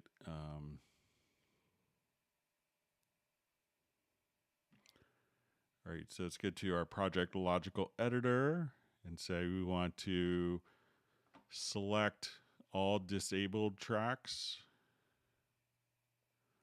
So choose select and media type. And let's say property is set to event is disabled. And now I think we could do a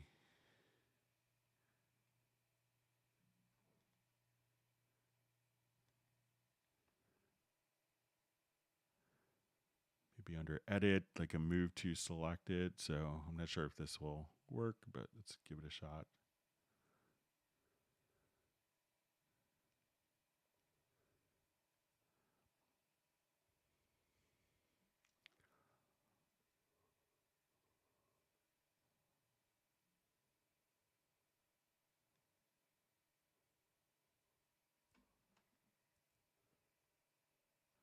All right, move events to selected track.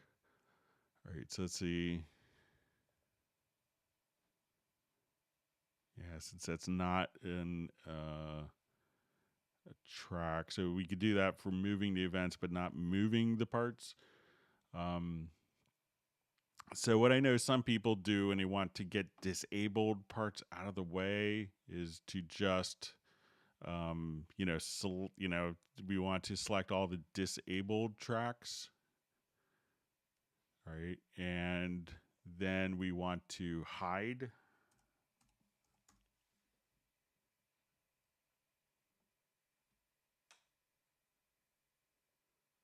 So, it doesn't put them into the disabled folder, but if you wanted to just kind of get those out of the view, you can now just kind of come over here and choose to, take your disabled tracks.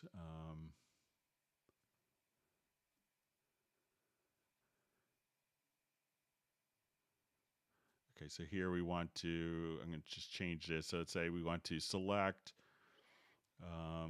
media type or container type is track, and property is set to event is disabled. So now we can just hide those so they don't go into the particular folder track. But if it's disabled, we could just simply get those out of the way if it's kind of more for organization's sake. But I don't know of a way to move it to a particular folder other than kind of manually doing it.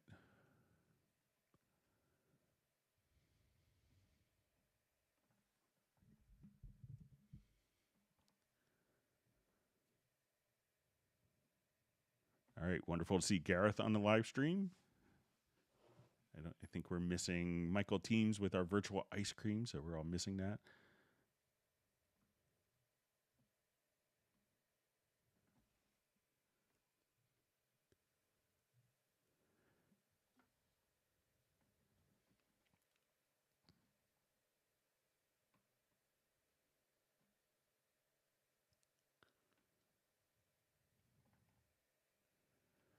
Okay, just reading through some comments here.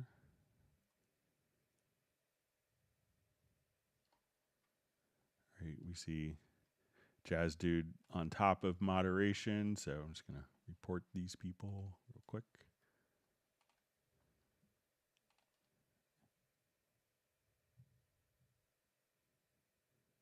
Happens right after Gareth joins, interestingly enough. Just kidding.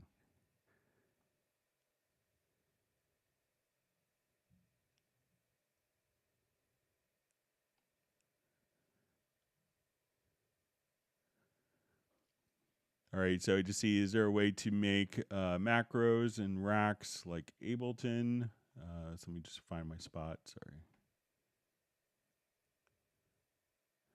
So I'm not sure what a rack is, but if it is just like a rack of instruments, you could take a number of different instruments and put them into a folder. So let's say if I wanted to come here, I have 4 Halion Sonic SEs, and I wanted to, or different instruments. I could put these all into a folder track and be able, I'm not sure if this is, I don't use Ableton, but if I moved all these, I could just, enable this folder and record on it, and it would be automatically placed into each one independently. And if you wanted to make macros, you could just go to your key commands, and we have extensive macro capability here. So you could say,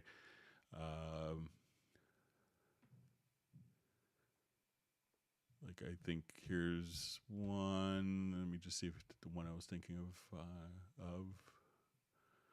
Like, if you wanted to minimize breaths, we could just kind of come right over here, and you could assign different key commands to be triggered in sequence in a macro, and then you could also trigger that particular macro with a custom key command as well. But let me know if I'm misunderstanding racks, because I'm not familiar with Ableton's terminology. So.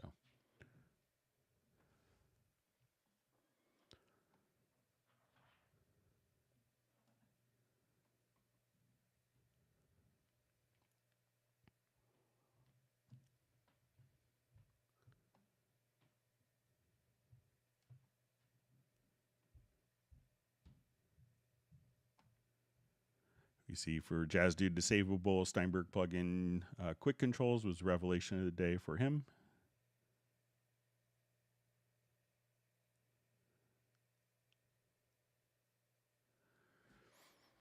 All right, so see a comment. Love everything about Cubase, but I wish it had a bit modern stuff like splitting frequency and stuff. So, if you wanted to, split particular frequencies of loops, you could use plugins to kind of isolate those. So let's say if I wanted to come over here and like we'll have like a rock band playing, if I wanted to split particular frequencies, what we have a lot of people will do is as they're playing,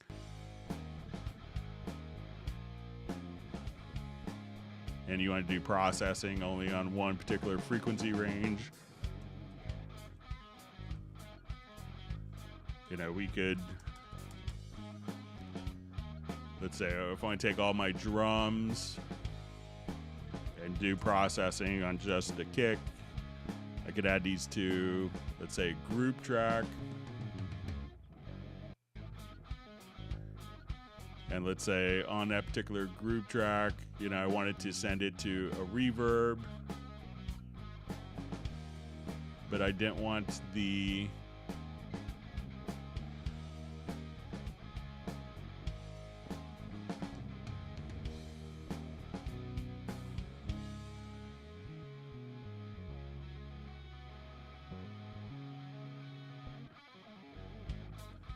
so I'm going to just send these particular tracks to the group.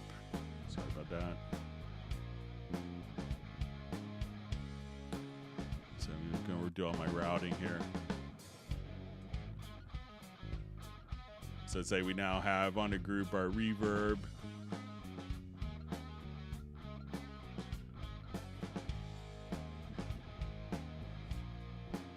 What I could do is just before this reverb, and let's say I'll just set my mix level here to 100%, and I only wanted to do processing on particular frequencies. I could just put something like the imager.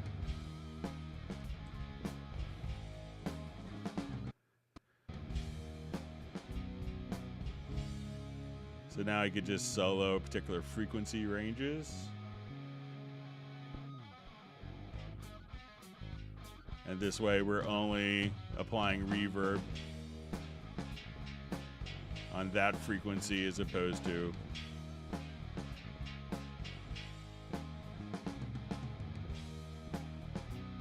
so you could cut off frequencies using different multi-band plugins like the multi-band compressor or multi-band imager. So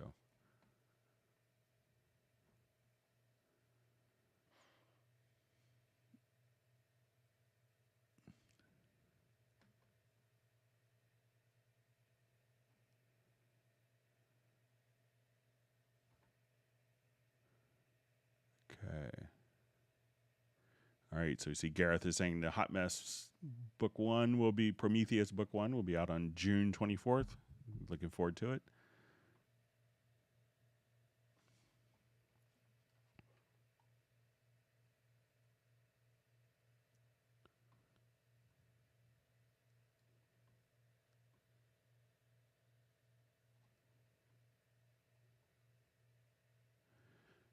All right, so we just say comment, Cubase is the most inspiring DAW, so that's great.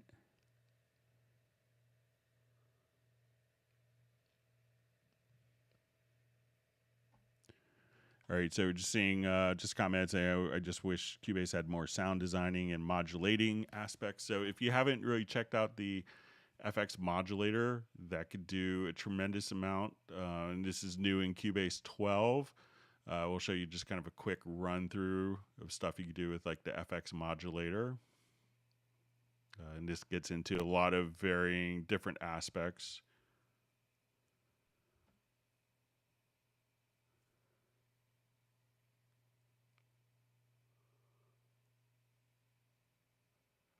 Just load up a big project here with it in.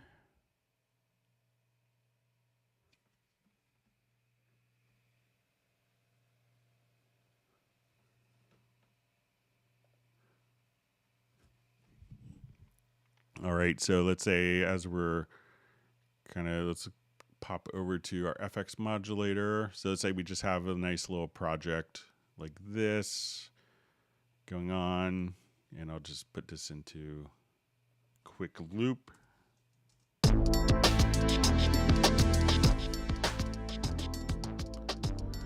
So let's say I want to take this pad sound and do something a little more interesting with it. We could come over here to our FX modulator. And at this point, I could just say I want it to go to volume. And we could put in kind of different curves if we wanted to. So let's say I want this to be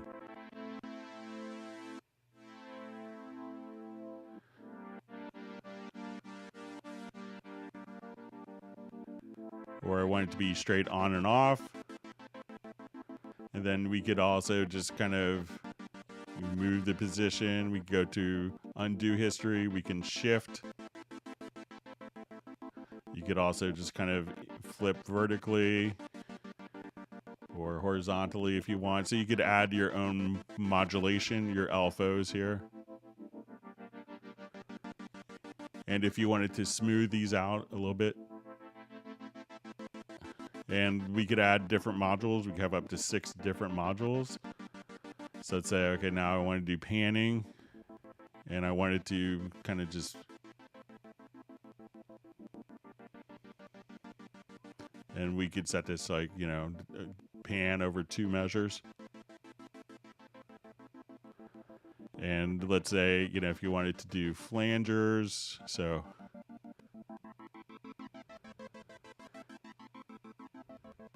taking something that was like,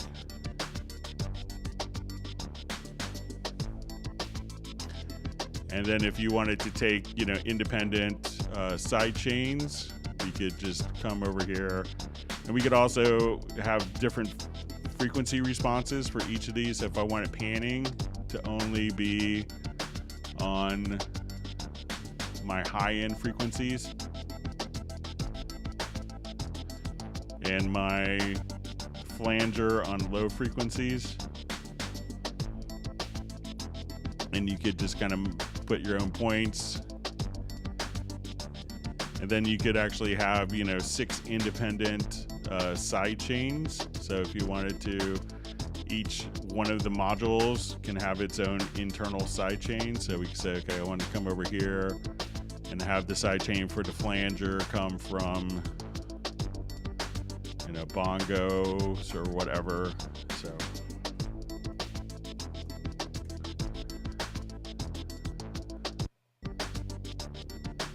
So at this point, you could just have multiple side chaining events. So if you haven't really kind of played around with the FX modulator, it's a great tool for really creative modulation, LFO type of effects. All right, great to see Matt Elston checking in from London.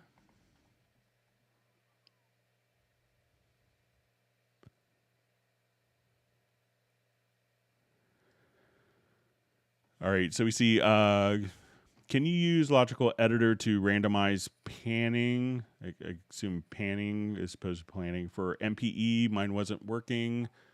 Okay, so let's take, I'll just do a new project here quickly.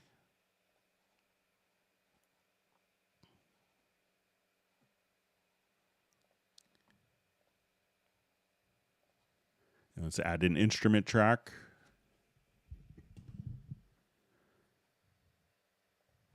I'll just do retro log.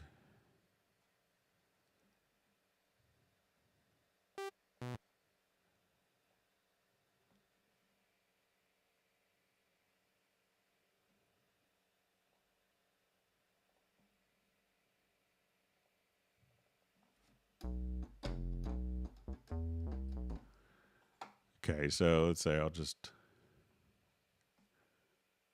come and I'll just put in a quick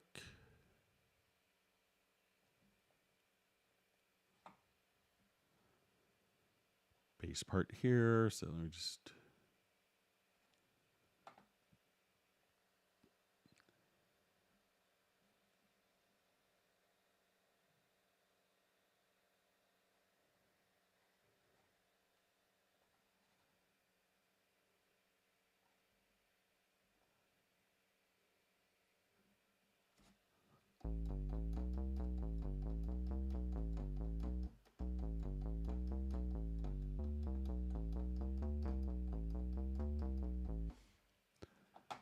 okay, so I will.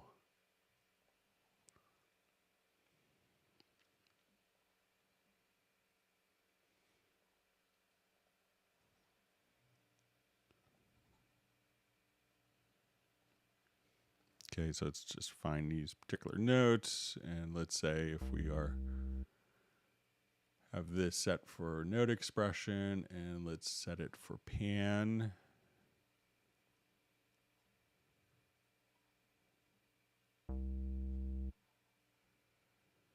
Okay, so let's get to our MIDI logical editor.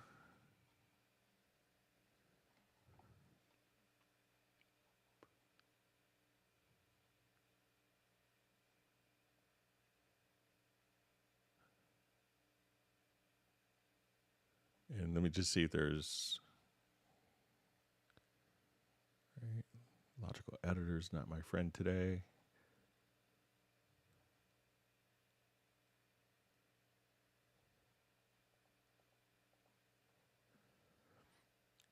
So I know there's some presets for VST3 stuff. So let's see if we could build off one of the presets of that.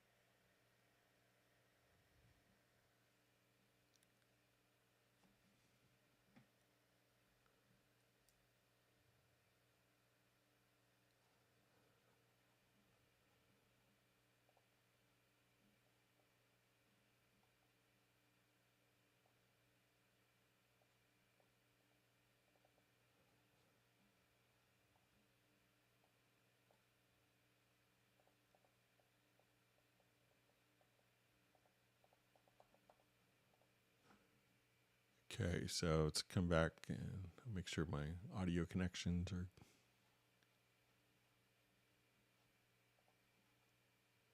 set so we can hear.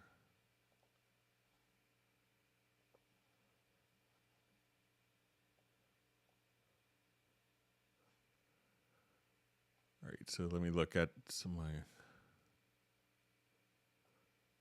logical editor presets.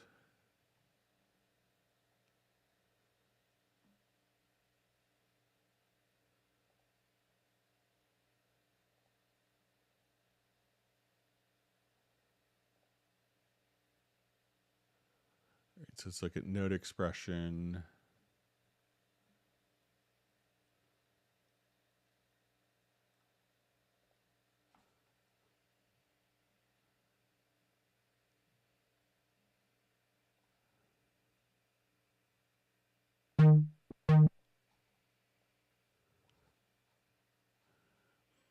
Okay, and let me just come over here to my note expression and we'll select pan.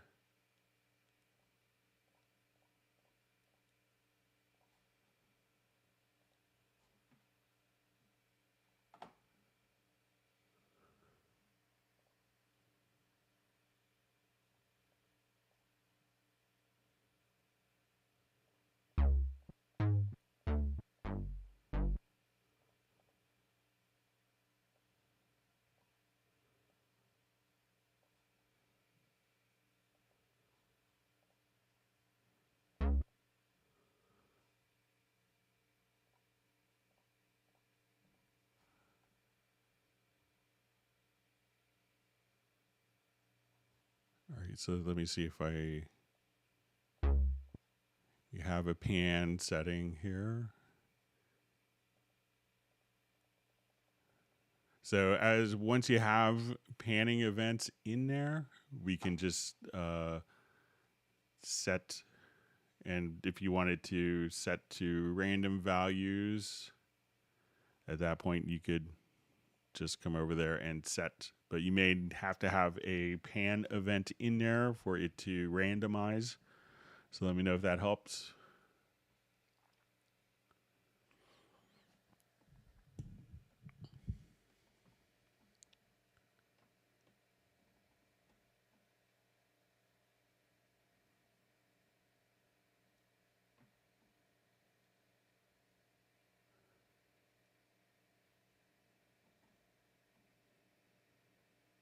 Okay, so we see question. I moved all my sound libraries to an external hard drive. How do I relink them in my browser? So try just going to the files, and really all you need to do is there's a utility that's installed with Cubase called the Steinberg Library Assistant. So let's say if we come over here, you have the Steinberg Library Manager. So if we go to the Library Manager, at this point, I could just, and what you want to do is if you've moved it, you can move it directly from here, but if we just go to where the file is and double click on it, that at that point you could automatically reassociate that file location to the Steinberg Library Manager and have that automatically kind of correlate directly over to the, so that new location is kind of associated with the project itself. So that's all you really have to do with that is just kind of double click and see the particular, and it'll open up the Steinberg Library Manager and make that actually kind of associated with that. But in the future, you could just come over here and move the files from here, and you could then directly associate that with the Library Manager, and then the libraries will be synced up. I just got a text from Pinard Toprak. I'll have to contact her after the live stream. All right.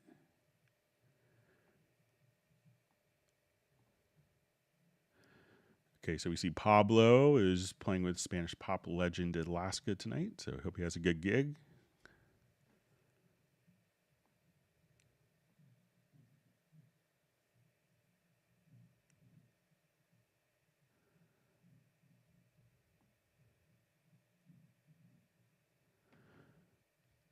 All right, so we have a question. Hello, Greg. Is there a way to dock the master channel on the right in the small mixer setting? All right, so all you have to do is, let's say we have our, I assume the small mixer is the bottom one here. And so once we have this, go to visibility, to zones, and then you'll see like your input output channels. Make sure that that is open. And then you could just kind of click on the right, and now it'll be anchored to the right-hand side. If it's in the center, it'll just be part of the middle area, but just click here, and now it'll be anchored directly to the right-hand side, or you could do the left-hand side. So you can now just kind of come and just do that directly there. So again, you see these three little dots, click right there to the right, and now that'll be anchored directly to the right.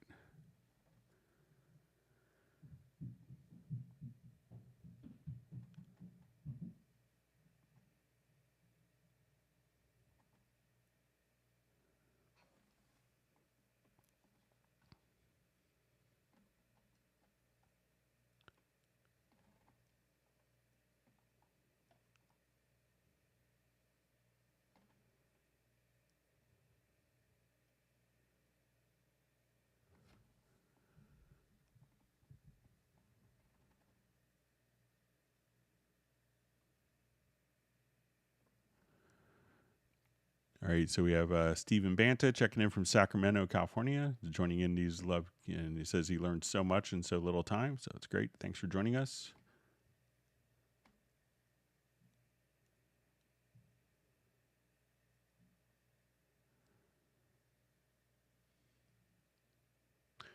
All right, so we see, after any relevant change to the session, the status line appears all the time. I don't know how to make it stop appearing all the time.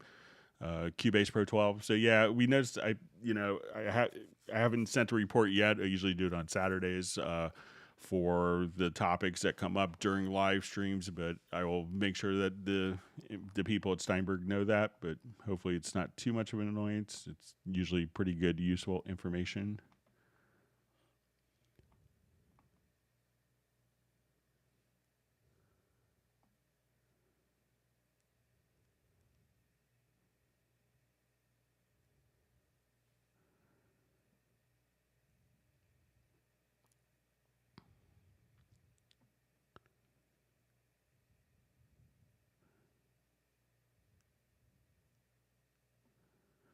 Okay, so we just see someone just mentioning that they miss ARA2. So after they've migrated from Ableton, so Cubase does have ARA2 functionality.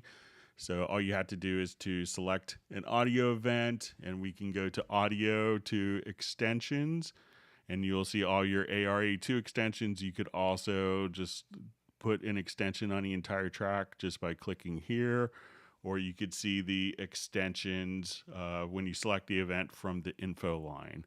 So ARA2 is supported in Cubase. Okay, so we see, is there a way to do vertical zoom in the piano roll with scrolling? So when we're in the piano roll, we could, it's not with the scroll wheel for vertical zoom, so we could do horizontal but not vertical for some reason. But if you hit just Shift G and Shift H, you could do that. Or you could assign, different MIDI controllers to do that function as well if you wanted to.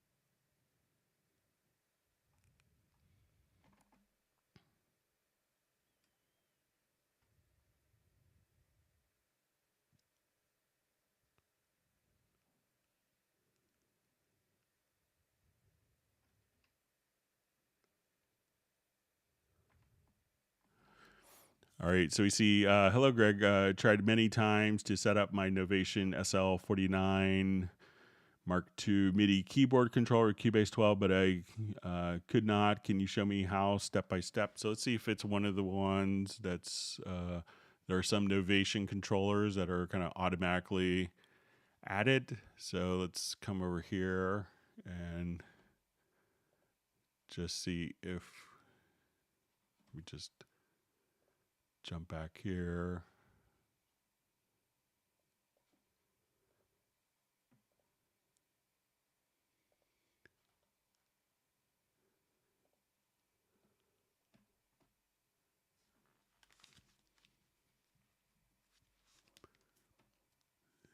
All right, so let's come over here to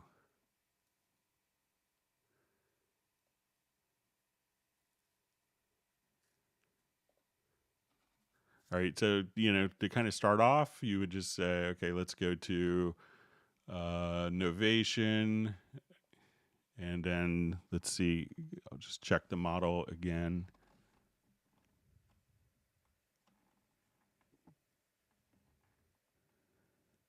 So SL49. So we have, so let's say we're just going to add a model. So we'll say SL49. All right. And on this, we could set the MIDI ports. So let me just see, because I already have my controllers kind of set up here. But like how I just did it with my Nectar controller. So I'll just, just keep.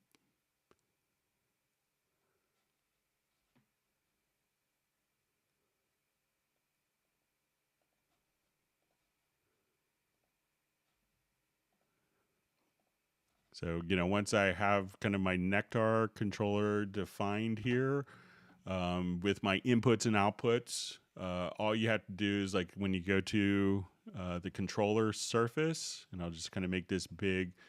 Let's say I have different knobs that are set up here. So we choose what type of knob that we're using. So let's say I want to use maybe trigger pads. So I'm going to just come here and say, okay, I want these particular trigger pads to be defined.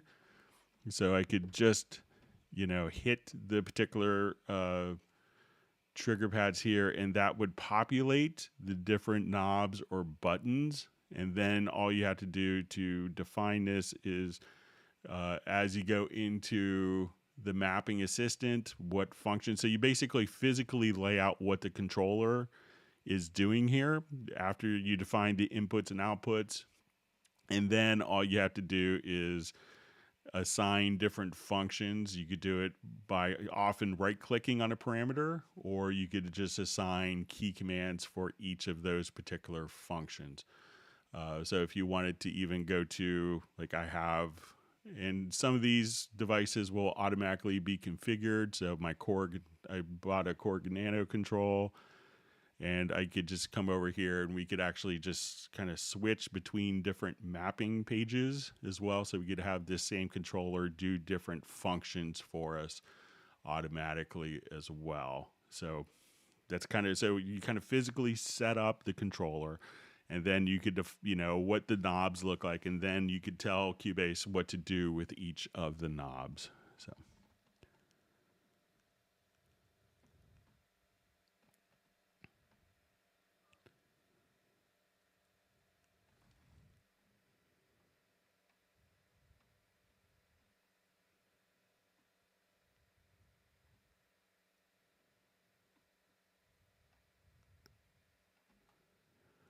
All right, so we see Halion 7 when. So it hasn't been announced yet, but I'm sure that the team is hard at work on stuff, and often we can't talk about stuff before it's out.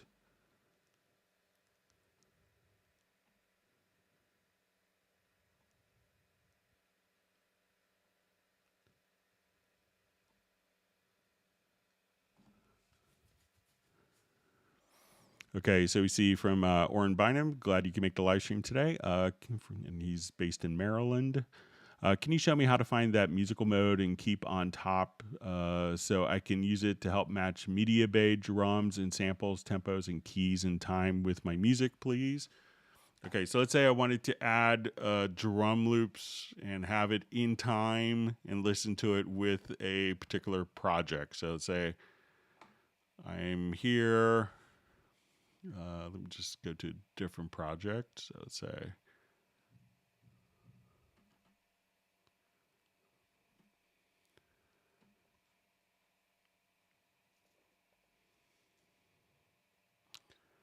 And we want to try out different loops on top of like an existing project. But as we audition the loops, we want to hear it in time. So we can come over here. So let's say we're listening.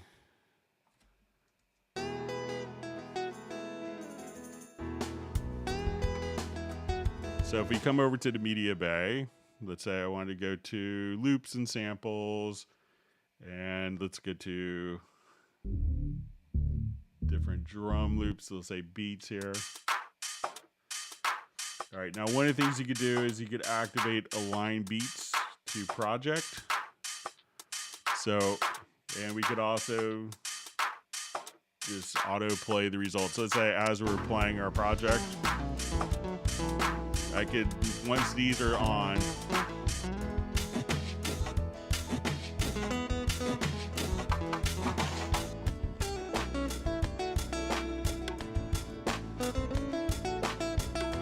so we could just audition different drum loops and they're in time.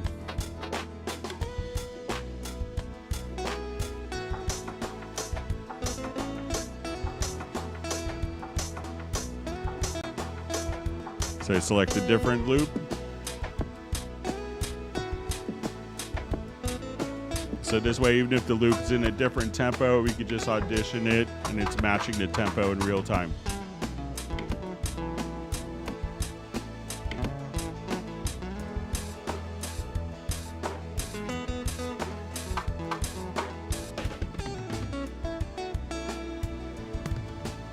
And we'll have some different fills, but that's right. So without this button turned on, if I just play the loops, it's playing in a different key or different tempo. But now when I just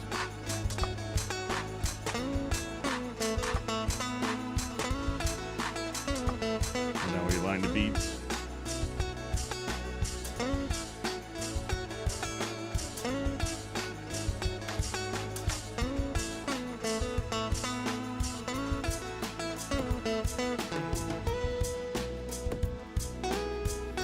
So as you audition the loops in real time, just make sure that you have the aligned beats in project, and then that will match the tempo of the loops you're auditioning.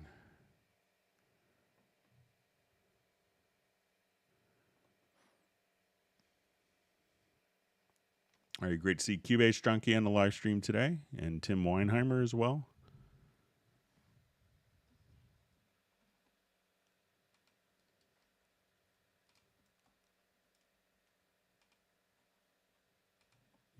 Appreciate Jazz Dude doing his vigilant moderation.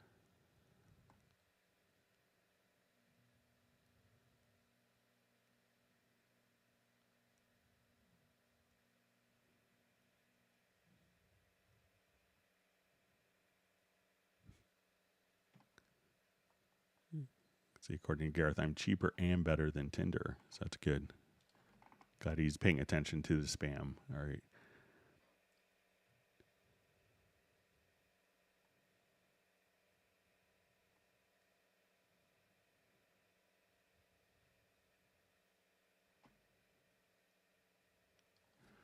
All right, so we see Greg. Every time you show this, you make me want to buy a Nectar keyboard. So yeah, it's a good controller. Most of it is unfortunately hidden under a desk on my shelf and not quite as accessible.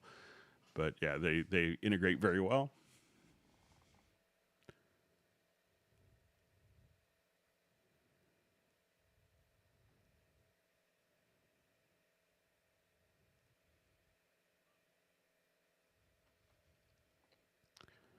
All right, so we see some more discussion on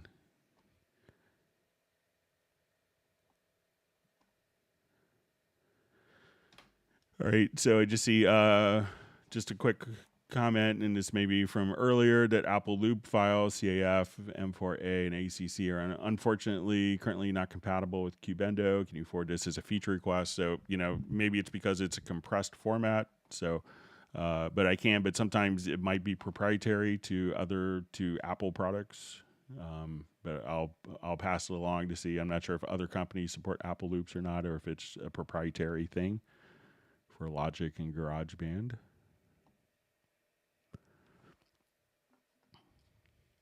He's Cubase Junkie saying Steinberg should come out with their own MIDI controller. So yeah, I keep trying to convince Yamaha that they should do one as well.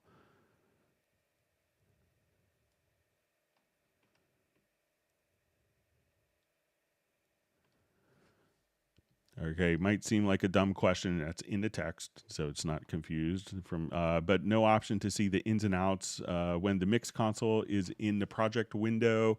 It's because, you know, often we don't see the, you know, the routing, because the routing info is always available and usually open, you know, most of the time directly in the inspector. So instead of, we wanted to kind of maximize the space that wasn't already readily available in the inspector, where we see the input and output routing, where most people, I think 70% of the time, will do the routing there.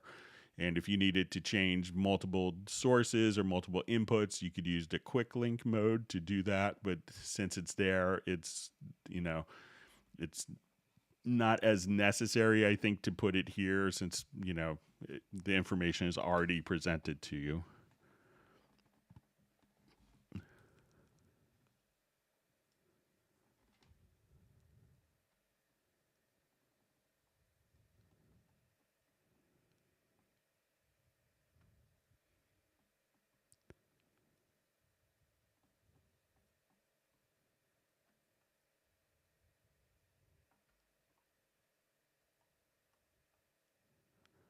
All right, so I see Robert saying Studio One supports it, the Cubase Audio or the Apple loops. So sometimes Steinberg is really good about respecting intellectual property of other companies, so they're not stolen, but I'll make sure to pass it on.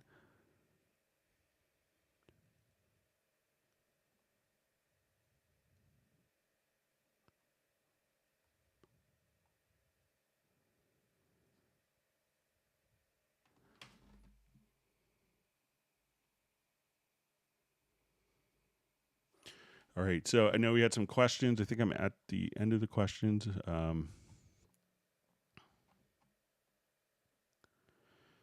Okay, so so we see from Gareth, says, if I could ask one feature request, it would be nice to have them as an option in the left selector. Sometimes I select and route multiple outs at once. All right, so let's say if I had a number of tracks. Here, I'll just do a new project.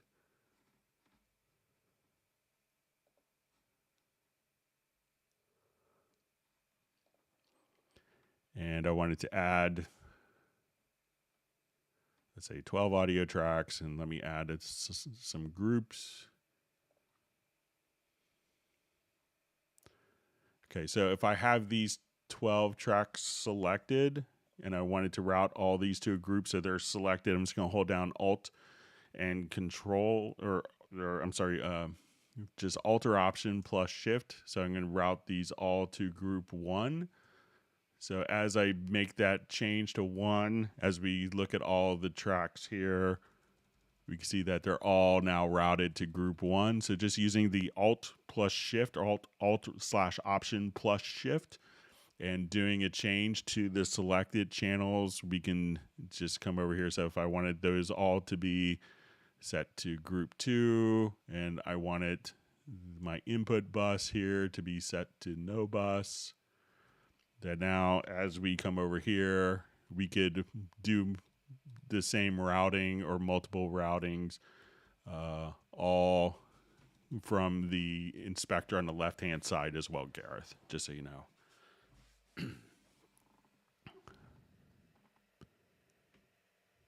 All right, so we're seeing some discussion of using GPU for audio. So I know that NVIDIA stopped by the Steinberg booth at NAMM show, so...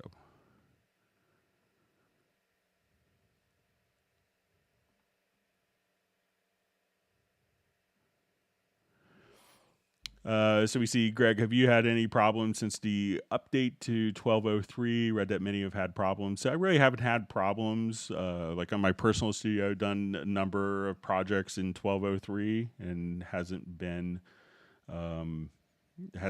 bad for me. All right, so wonderful to see Sable Winters on our live stream, and she's number 89 for the like. So if you have learned something new, make sure you do hit the like button. And unfortunately, we're missing Michael Teams with his lovely ice cream giveaways, virtual ice cream. So,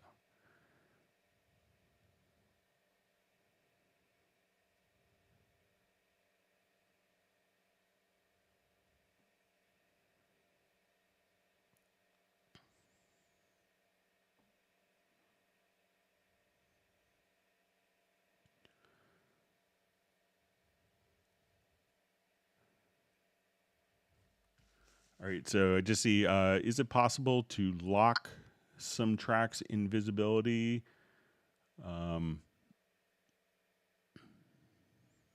So I'm not sure if it's, with the visibility here, so, if we have our tracks, excuse me. So if I have, let's say we go to our visibility here. So, if we, always wanted particular tracks to be in the left zone, so we could do that. I know some people will always have like the lead vocal on the left fader bank, and let's say the output and groups always to the right. So if you wanted to say, okay, my lead vocal is now, and I'll just take my stereo in. So this will always be lead vocal. So you could, lock tracks. You have 3 different zones to lock, to place tracks. And depending on how you size between the zones and how many tracks you have, you could, as we come over here, if we had it, more, you can see that we could just kind of scroll over and we could have like a track locked. But if I'm misunderstanding, just let me know.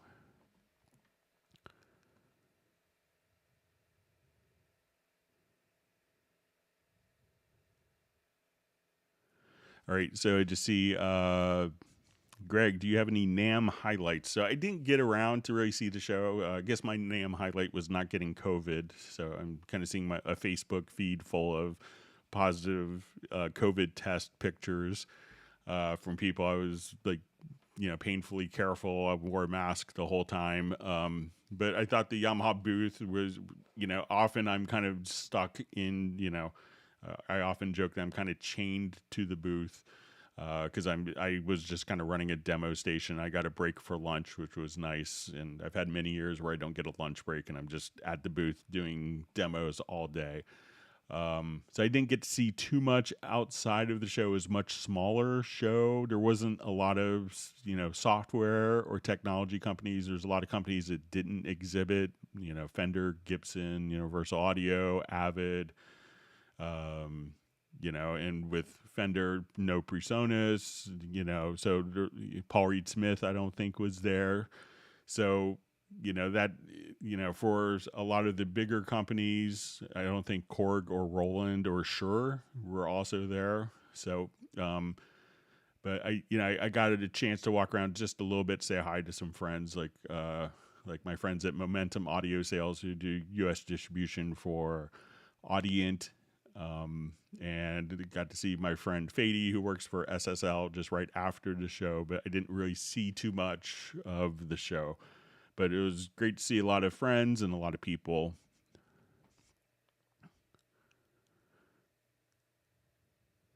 But it didn't seem like sometimes you always will, at a NAMM show, people will say, oh, you got to see this or this hot product. And it didn't seem to have a hot product other than, hey, we're all here and we survived. So, and it's great to see you. So I got to see a lot of old friends, a lot of former colleagues as well. So.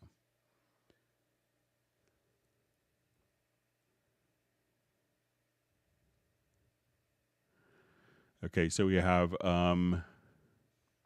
where do you find the default track height setting? All right, so let's come over here. It might be under track control settings.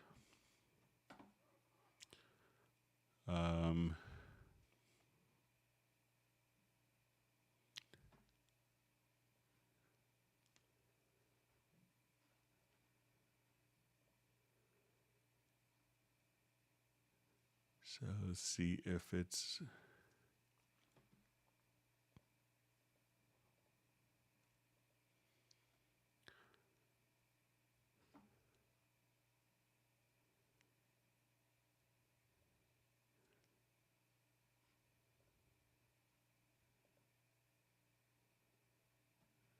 So I think that there are some different like presets. So let's say if we go for,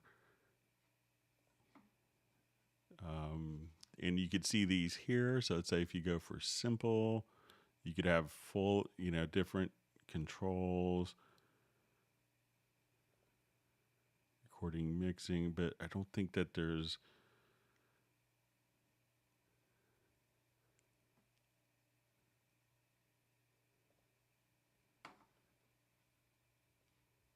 Yeah, I'm not sure if there's a default track height. Here we see the width here. And it might be dependent upon like what functions like you have. So let's say if we have different settings in like 2 zones. But if you wanted to, one thing that a lot of people don't know is if you wanted to change the height of all the tracks simultaneously, if you hold down the control or command key, that you can just resize all of the tracks by resizing one track at a time, just like that. But I'm not sure if it's adjustable, so.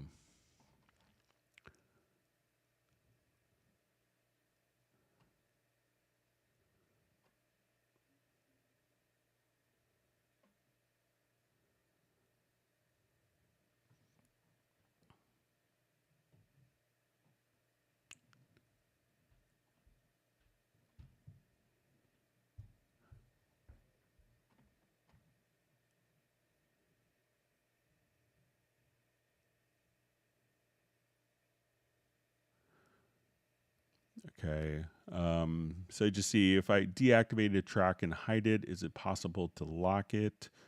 So let's say we deactivate these tracks.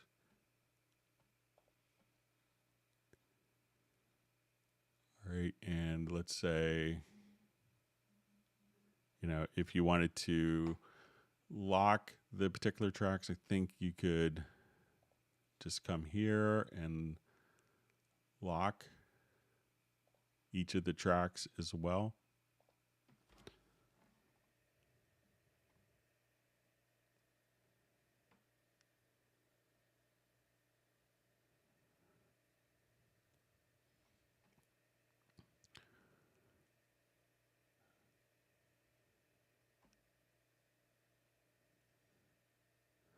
Okay, and I just see a question, if I have it in a group and hide the group and then make it visible, then the deactivated shows again. All right, so let's say we have these tracks hidden.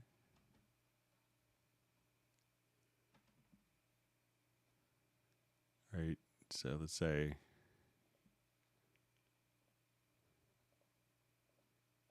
if this is routed,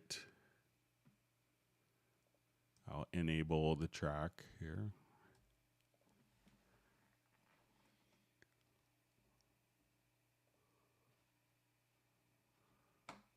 Okay, and I'll route these to a group channel.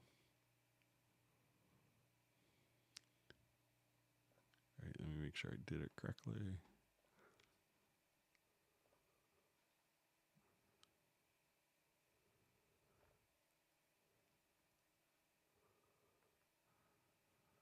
All right, so I don't think that the group channel will be deactivated since it doesn't actually have data on it. But let's say now, let's say this track we disable.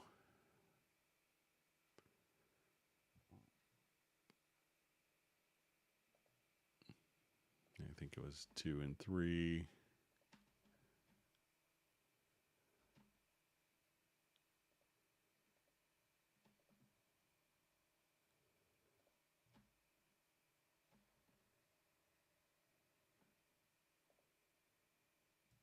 Okay, so let's take these.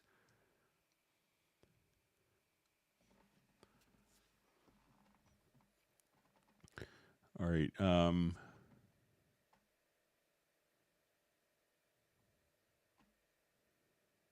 right. Just let me. Sorry, my chat field's jumping.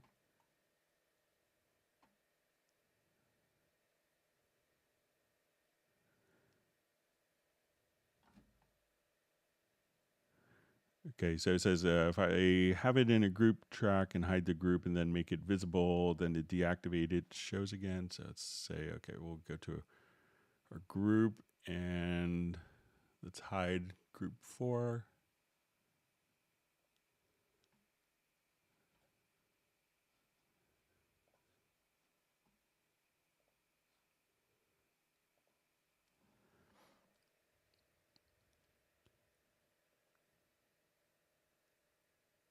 right, so let's say I have these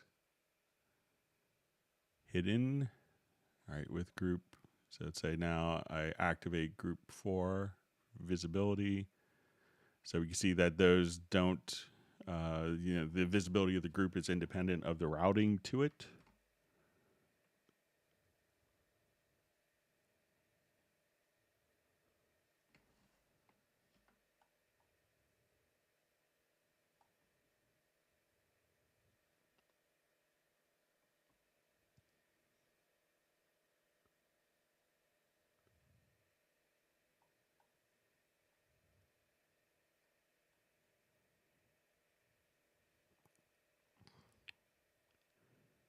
All right, we see Cubase Junkie saying he wish he would have went to NAMM. So, yeah, I mean, if you had to miss one, it wasn't like a typical over-the-top NAMM show. So you might have been able to, talk to the people that were there a bit more. But a lot of the big companies, I think it was disappointing for a lot of people, for many of the big companies not to be there. So.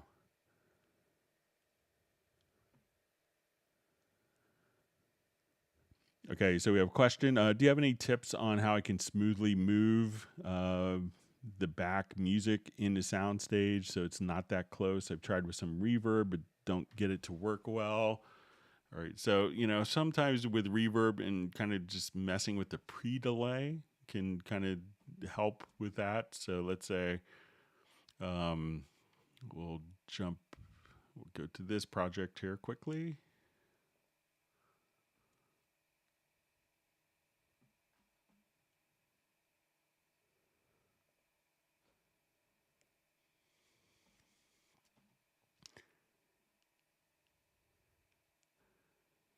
Okay, so let's say I want to.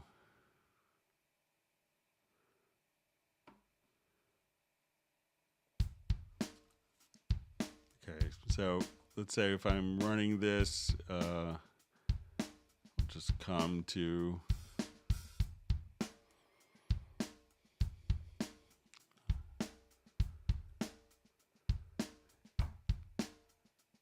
All right, so let's say we'll go to.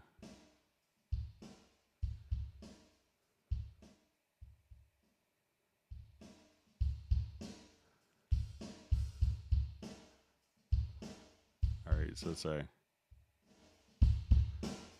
I'll just try with Revelation real quick here. Hang on.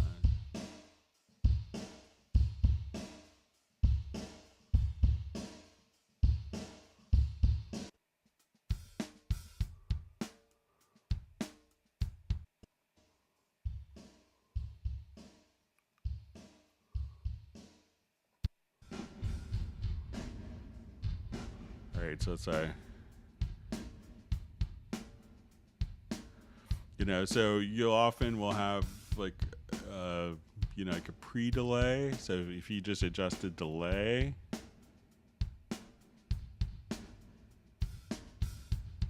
this may not be such a great source, but if you adjust.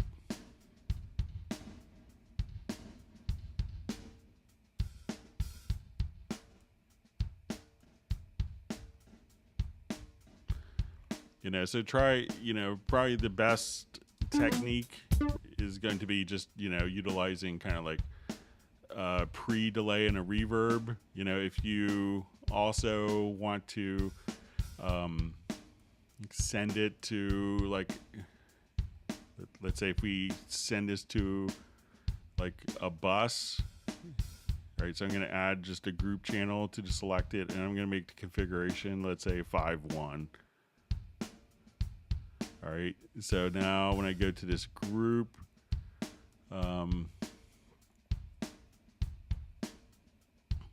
if we go to the panner,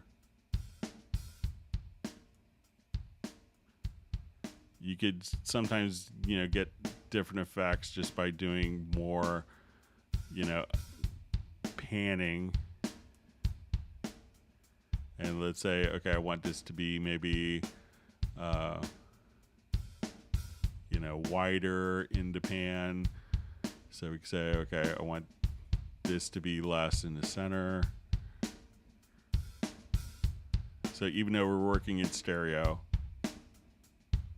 send it to a 5.1 group, and then, that will do some of the things to kind of move some of the sound, not necessarily to the back, but away from the front. So give that a shot.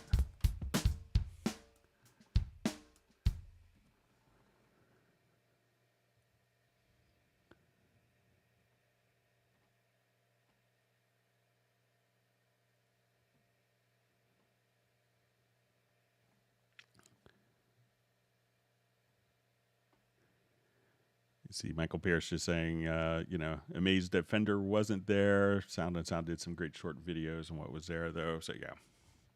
Yeah, I think they may have done like an independent dealer event. So maybe some companies aren't happy with NAMM as an organization. So.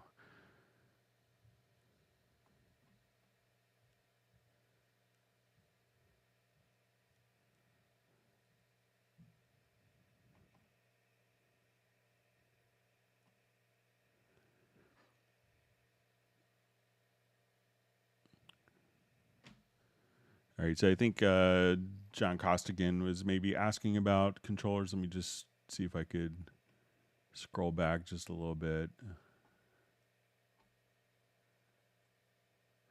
Saying he was looking for like a fader bank controller. One of the things you can check out that's really inexpensive is, check out the Chord Nano control. Might be a good option. It's small and cheap. It's not motorized, but you get a lot of controls.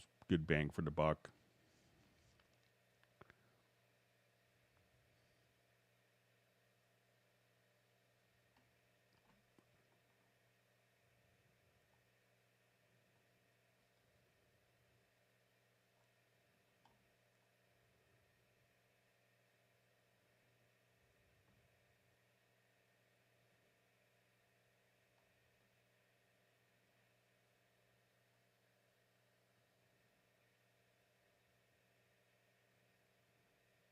All right, just reading through comments. Thanks for all the great questions. If you learned something new, make sure you do hit the like button and subscribe to the channel if you haven't done that. So you just see why were so many big companies missing from NAMM this year. So, one, it's kind of it's a very expensive show to exhibit at, I believe. And probably attendance was maybe half to a third of what it normally is. So companies may be saving, and there's a lot of companies that don't have products to ship because of parts supply shortages.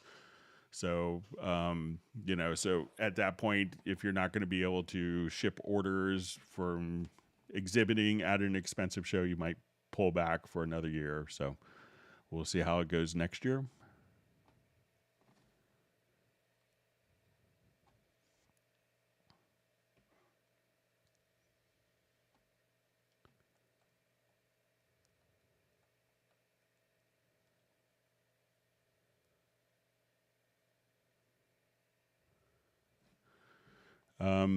So you just see, is it possible to lock the hidden folder tracks to stay locked in a folder track? So if I have many tracks, I want the deactivated tracks to stay hidden when I hide and show the folder. So, I mean, you could just use the, if you have, tracks that are deactivated, you could just, simply, hide deactivated tracks using the Project Logical Editor. So if we have a number of disabled tracks, so let's disable a couple tracks here, so instead of moving it to a different folder, you could just choose with the Project Logical Editor to hide deactivated tracks. So I think there's probably even a preset for this, but let's say we want to take media type is, I'll just remove this. Let's say property is event is disabled. And what do we want to do is maybe select disabled tracks. So let's say we just, let's see if I have a user preset for this.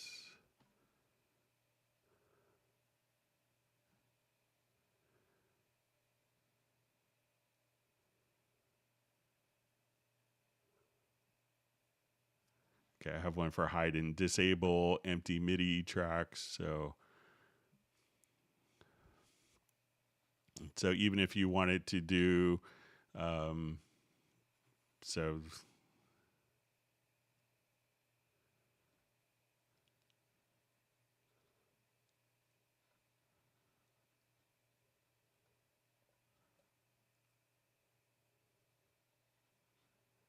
all right, so we could, let's say I want to select.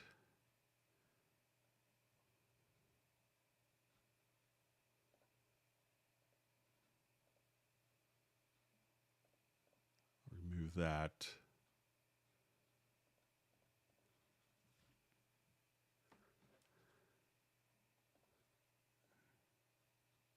So say container type is equal to track, and property is set to event is disabled. That you could just hide that. So instead of dynamically moving all of your tracks to a deactivated folder, just simply select all of them, and then you could hide all your disabled tracks, and you could just run that from a keyboard shortcut at any time as well.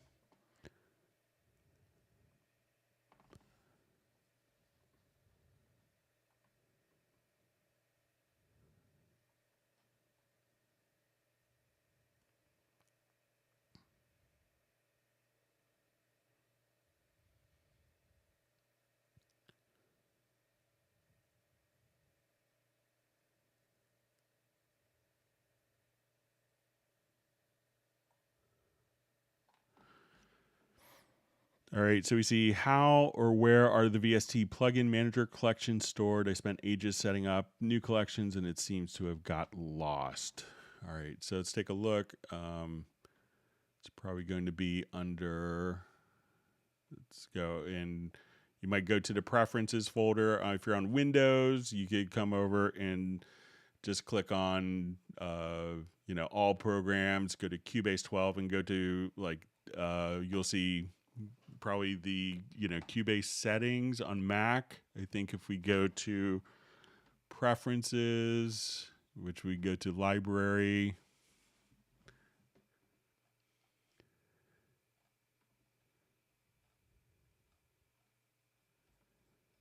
and let's just go to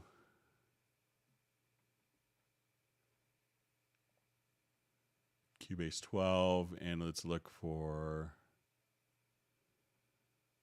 presets.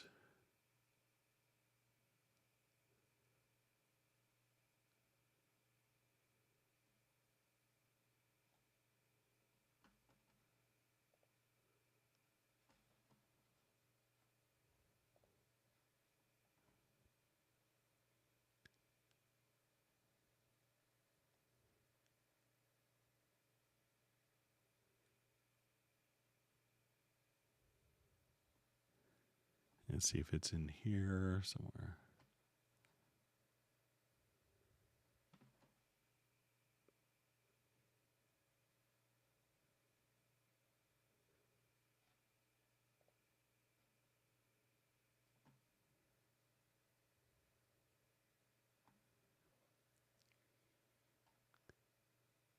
It might be in a RAM preset sometimes.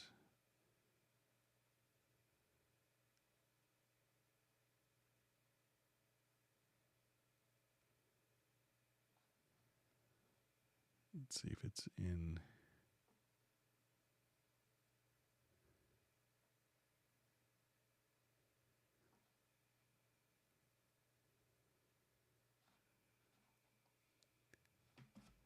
All right, let me see if I could just, give me just a second on my other computer here real quick.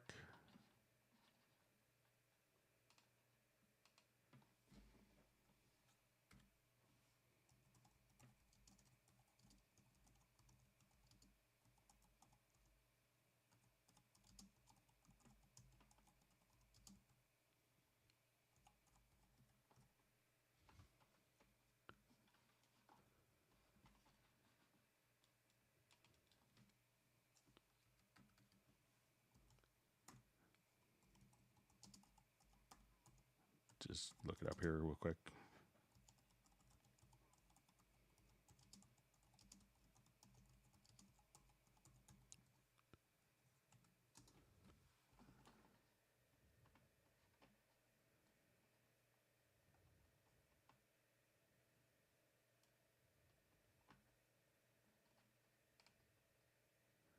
Bear with me just a second.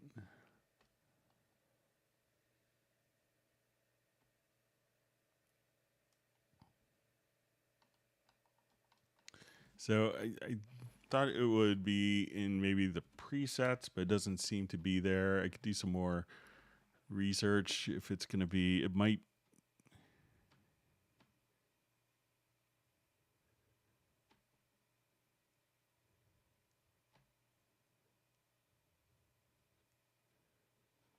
Sometimes it might show up in the RAM presets, XML file.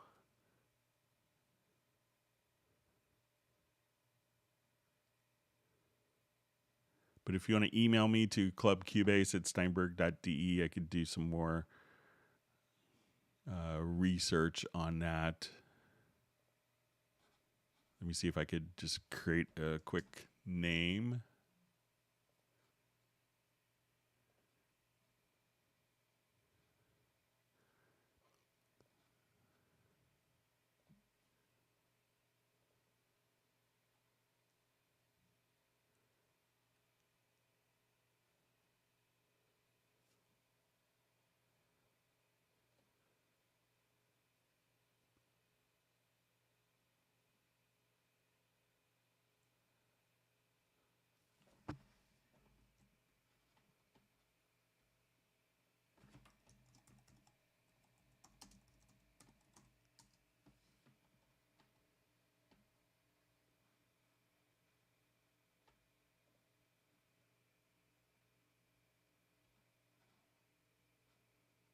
Yeah, so email me at clubcubase@steinberg.de, and I'll see if I could figure it out, and let me know if you're running on Mac or PC, and I'd be happy to kind of do some more digging on that. So sorry to happen to you.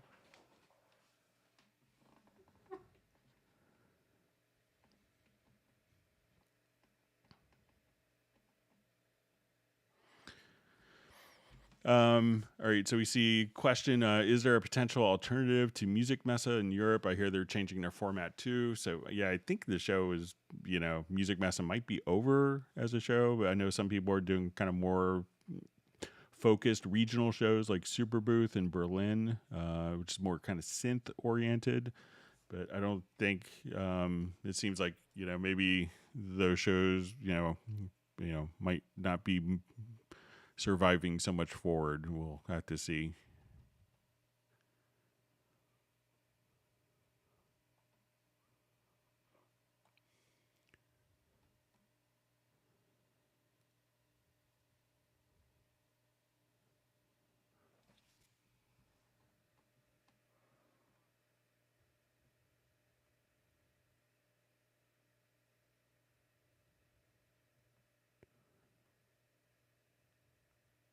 You see Benny's looking forward to getting his new XR4 interface. So it's a wonderful interface. Enjoy it.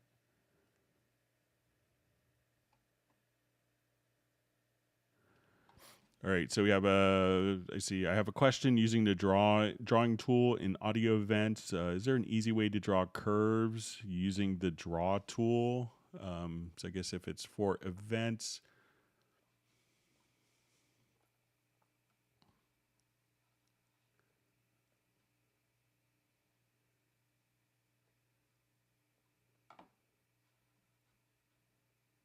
All right, so I'll revert this.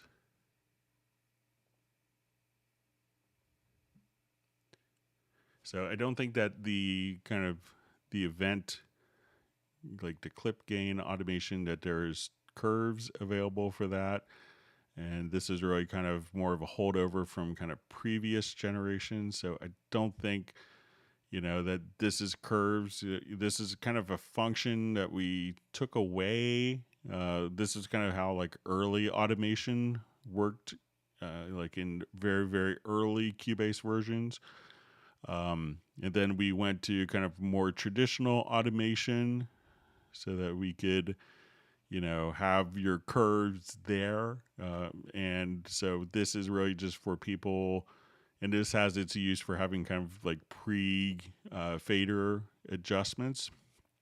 But there isn't a way to kind of add Bezier curves there. It's really, the intention was to kind of still maintain that same workflow for people that grew very accustomed and wanted to continue that workflow instead of automation. So.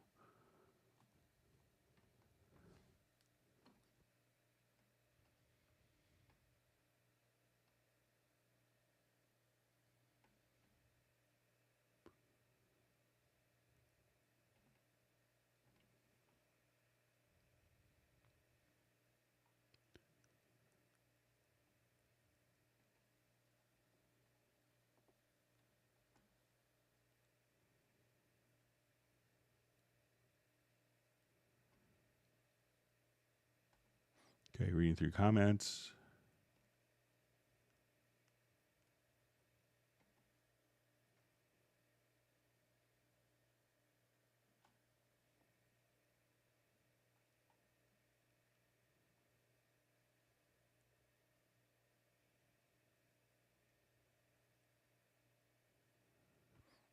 Okay, so we see, is this Saturday stream almost finished? My timing is off. So we just keep going until all the questions stop.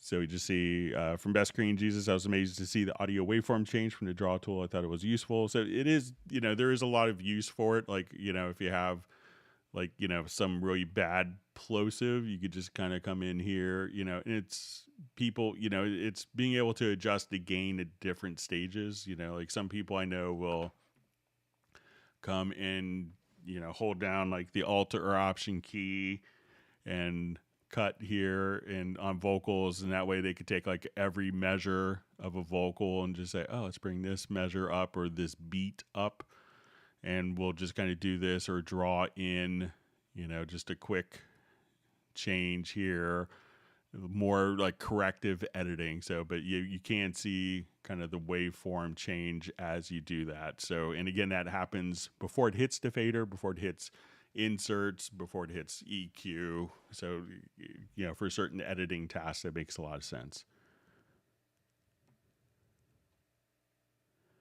All right, so I know we had a bunch of questions sent in advance, so let's go ahead and get to those.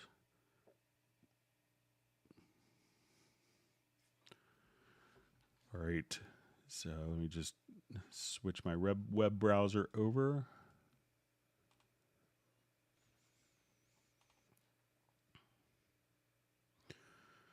Okay, so we had a question on how to have a mod wheel transmit MIDI CC 11. Okay, so let's say we have a modulation wheel. So I wanted to come here. I open up my MIDI inserts. And let's go look at my MIDI monitor. So, and when we look at the MIDI monitor, we see that this is controller 1. And as I move my MIDI monitor, I'm just moving my mod wheel on my controller. And we can see that's just capturing MIDI controller 11 or controller 1. But some libraries, you may want to use controller 11. And if it's fixed to always be like orchestral libraries to be controller 11 instead of, and you can't switch which controller is kind of doing dynamics, we can come over to the input transformer. And in previous versions to Cubase 12, you could actually click on this little squiggly line here. In Cubase 12, it was moved to be the input transformer. So we could say, I want to do this on the track or globally for the project.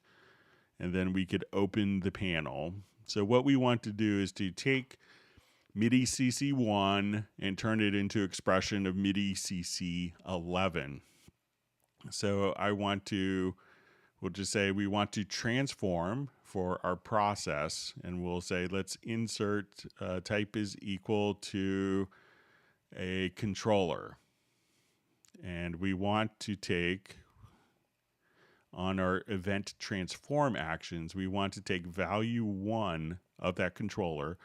So in controllers, value 1 is like, controller 1 is modulation, 7 is volume, 10 is panning, 11 is expression. So we want to take our value 1, we want to take MIDI CC 1 and turn it into MIDI CC 11. And then we want to add, and if we say 1 plus 10 equals 11. So once we now have this turned on, we'll go back to our MIDI inserts to the MIDI monitor. And as I do this, we're not going to transmit MIDI CC1. We transmit MIDI CC11 because we're telling it to take every MIDI CC and add 10 to it. If I turn that off, we now transmit MIDI CC1. I turn it on, and we now transmit MIDI CC11.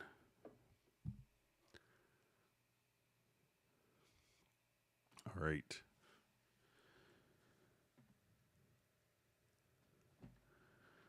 Okay, so we see, so just a question.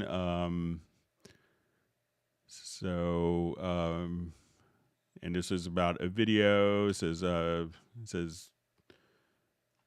Hollywood composers and working with sample libraries. It says Mark plays in expression and modulation on a long note that's already been recorded in. He does with both hands as if he's, and he's not playing the note in. On the second pass, he plays the breath control vibrato. I have searched and searched on how to do this in Cubase. I'm a recent convert from Logic. I know how to do this Logic function with the latch function. Can someone point me in the right direction? I could record the mod and expression as I go. It is being able to go back and edit or add it after the note or set of notes have been played, even if you could point me to a page. All right, so let's say we have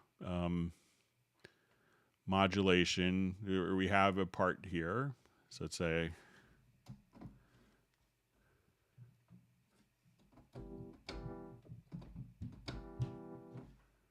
okay, and let me just turn this off.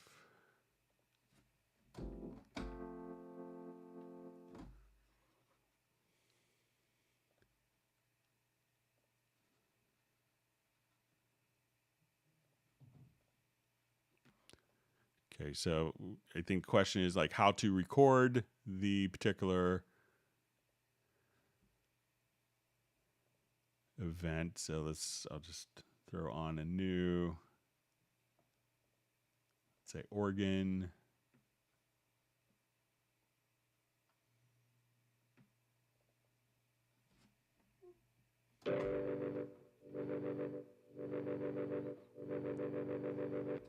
All right, so if I just have my data recorded here, I could just now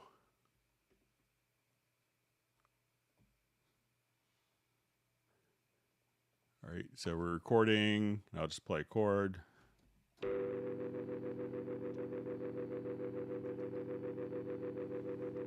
All right, so let's say I now want to record the modulation data in. So as we do this, all we have to, let's go to our MIDI record modes, and let's come over here, and let's say for our MIDI recording that we could just merge the events.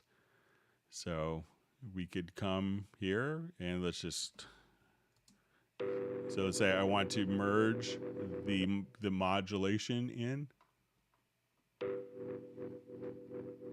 like the breath control.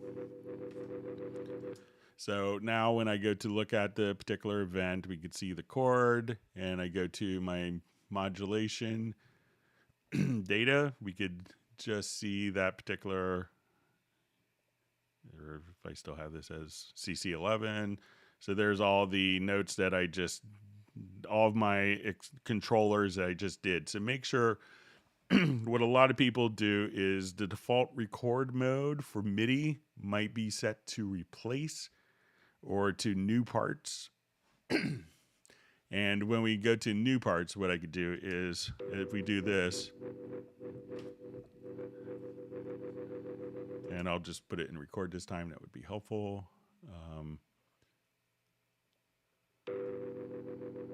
So now I move the wheel, and it's going to basically write the controllers over top of the existing part. So make sure that we just come here and that you have it set to merge. And then within this existing event, the new MIDI data, the controllers will now be recorded directly into the particular event. So when we look at it, it's all together as one single event. So that way you could overdub, sorry for hitting the mic, but you can overdub your controllers into the existing parts. Just make sure that your MIDI record mode is set to merge. So try that.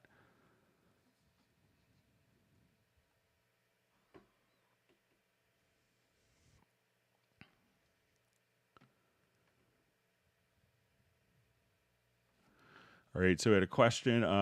Can you show a good Groove Agent 5 trick that many do not think about?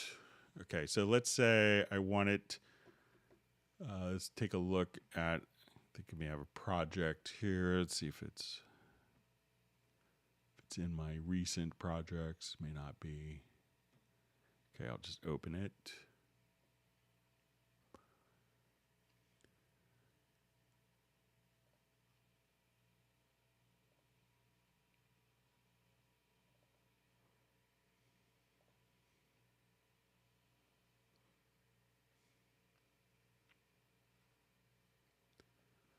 Okay, so let's say if we have, let me open up a full instance of Groove Agent.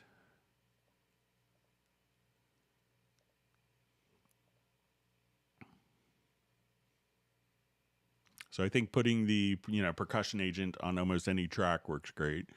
But let's come over here. One thing, let's say if we're working with loops. So if we have a loop here, I'm going to drag this to an instrument pad. So we'll listen to our drum loop. And as we listen to the drum loop, I'll say, let's slice the particular drum loop. So we'll create our slices. And now that we, so we can just kind of slice the particular events here.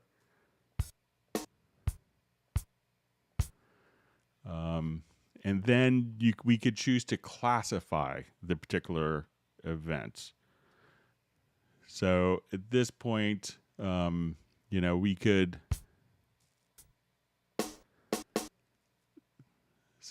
But often what we could do when we classify, let's say, okay, based on, I'll just do on transients, but this will allow you to kind of sometimes pick up, like the snares can all be colorized, and then you could easily just kind of, pick, the different colors based upon, your different sounds based upon that.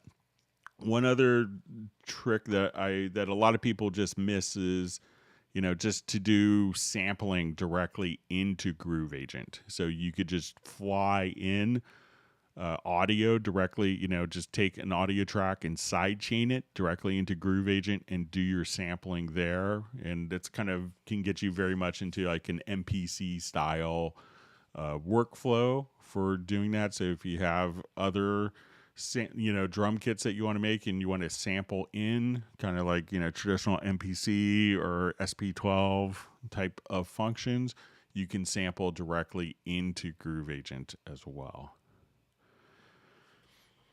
Okay, so we see logical editor question. If I manually select MIDI notes, then is it possible to skip to specify conditions in logical editor? So what is to be processed? So let's say if we have a number of notes here.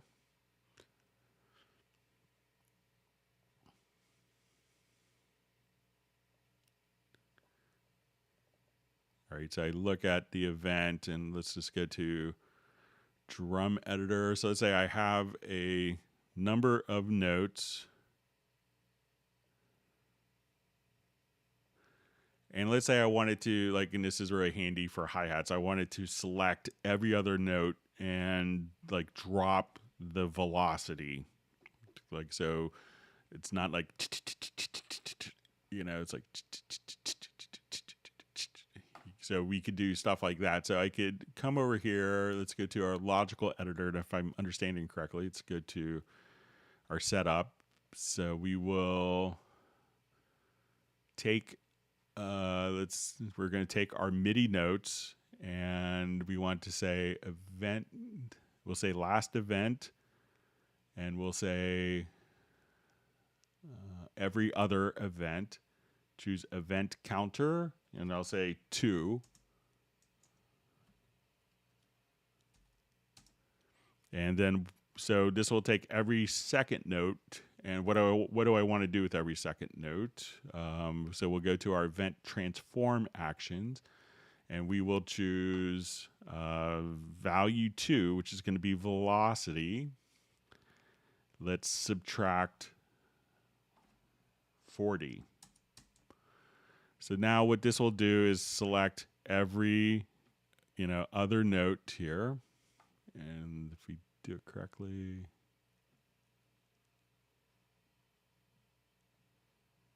all right, we'll choose transform. I'll select all the events and we'll hit apply. So now every other note is dropped in velocity. So we could select every note, every third note, every 7th note, just to make things, you know, I could say make every 7th note an open hi-hat from a closed hi-hat. So you could do kind of very creative patterns like that.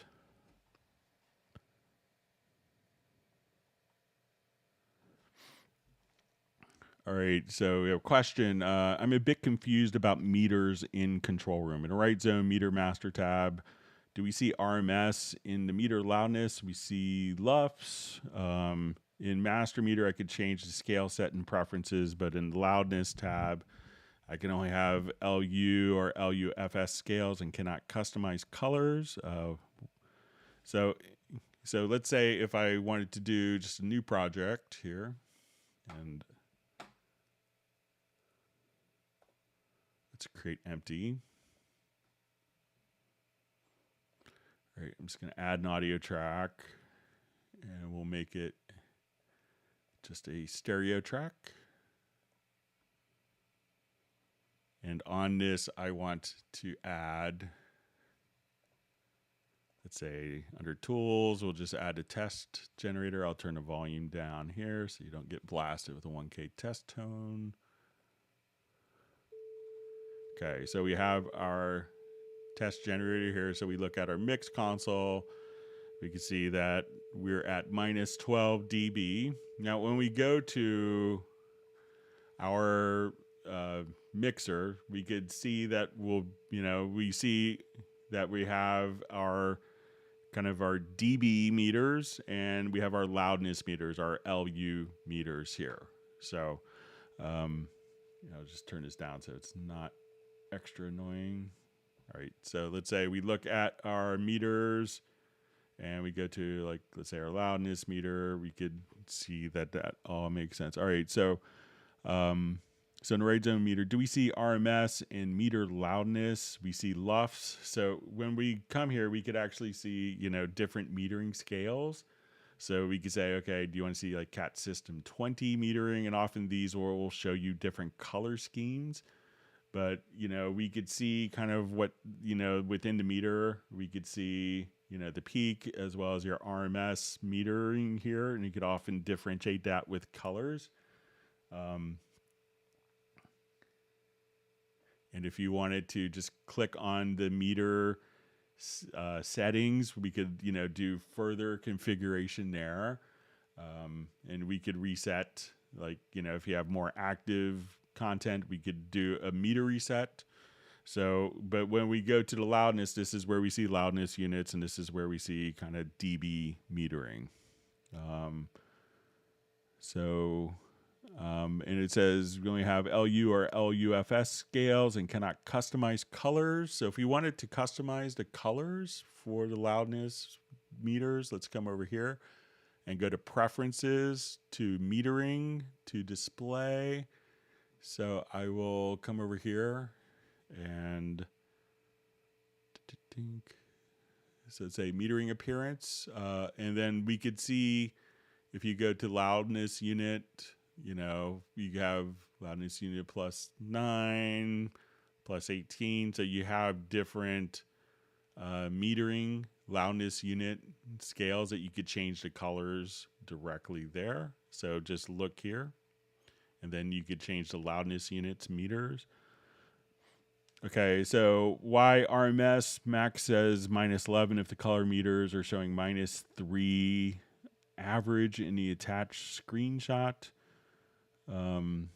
So it's hard for just context to see within the screenshot. So, but it could be, you know, depending on if it's full digital scale, DIN, you know, CAT system, these will all have kind of different metering colors. And if you're, so, you know, or if you have it set to +12 dB, you could have different meters, you know, scaling directly there. But, you know, I think it, so if we set this to digital scale and kind of jump back and forth, we see 12 dB on the track, on the output, in our master meter, and in our loudness meter as well. So, and then you could have your different configuration settings for your LUF scale. So it all seems to make sense to me, but let me know if that wasn't clear.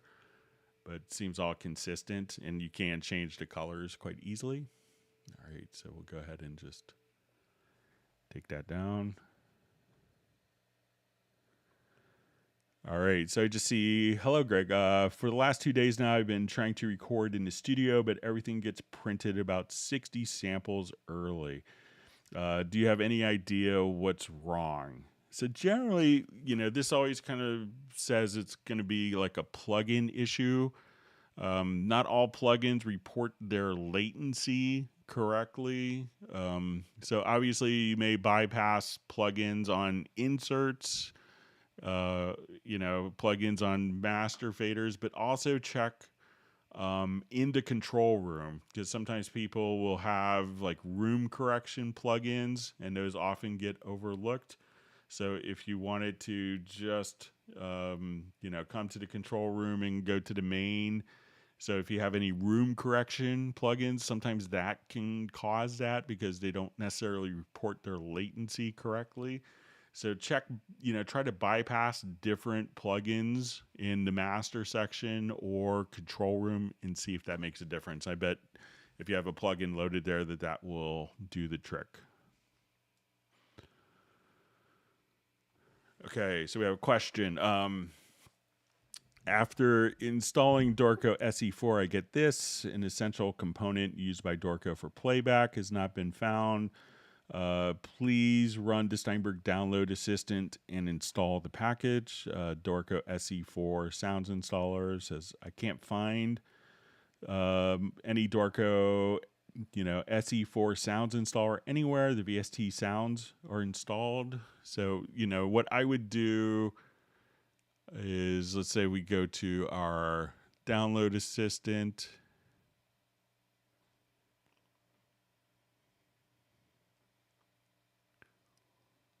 Just open this up.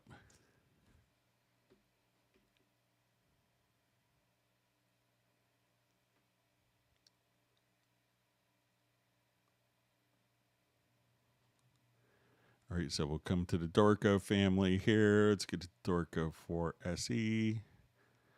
All right, so make sure that you have, you know, the Hallian Sonic version, and this, you know, you may have this installed with Cubase, but make sure you have the latest one.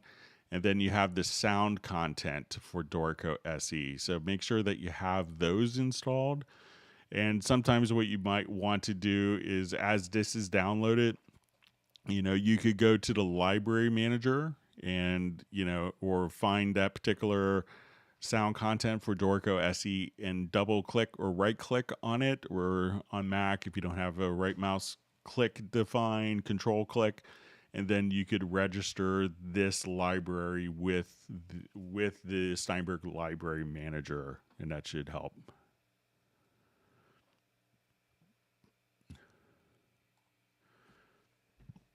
All right, we see, hey Greg, question. I seem to have an issue with Cubase 12 on Mac with the Isotope plugins. Please see attached screenshot of the error.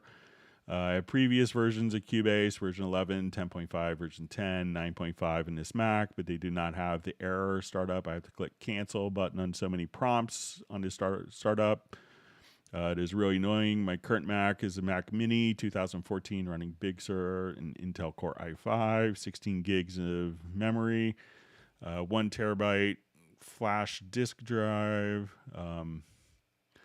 Says I tried checking the error online. I see this message seems to be an issue with Big Sur and later builds, and I see a terminal-based solution that is to be run on affected programs. While I would want to run it into programs, which I have, the issue recurs and only on Cubase 12. I just updated the most recent version of 12.03. The issue still persists. All previous versions do not have this issue. Would you know how to resolve this? So I think the error message was saying that the VST3 plugin was damaged. So in your earlier versions, make sure that you are running the VST3 version and not the VST2 version. I think Isotope will install kind of, multiple versions like 32-bit, 64-bit, VST2, 32-bit, VST3, 32 and 64-bit. So make sure that you don't have, if you have VST2 versions installed in 64-bit, make sure that you have it. You could probably remove those particular plugins. So maybe looking for your VST2 versions, or maybe looking at 32-bit plugin versions that are installed. But generally, when you see an error message like that, that's coming from the plugin itself and not from Cubase. So you might want to check with Isotope to see if they have any more insights, but that's an error message that's generated by the plugin. So.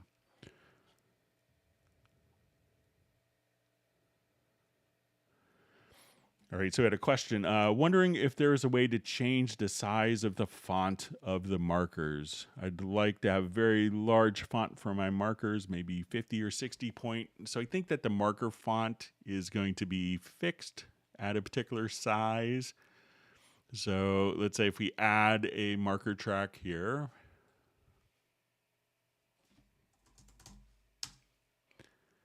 And I will just go ahead and drop some markers in.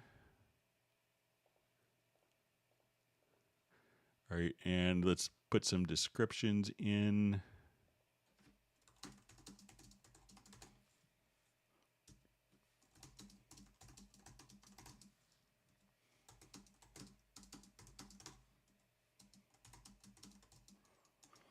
All right, so this will be,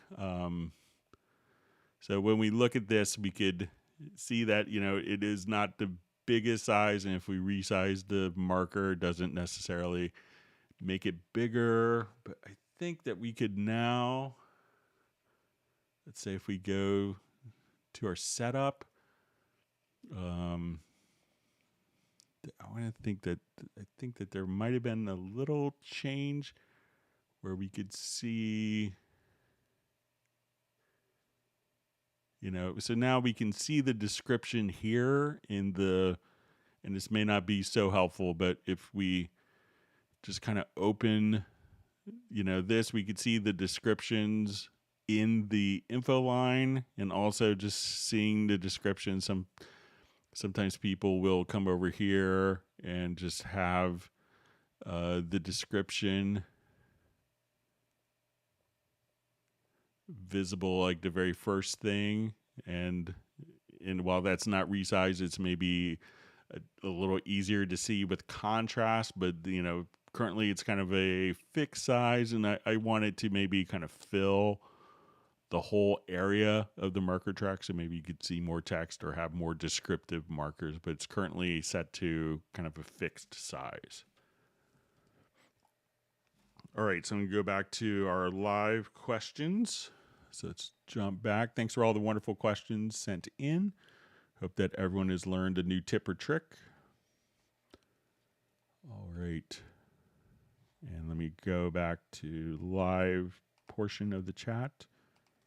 We'll jump back.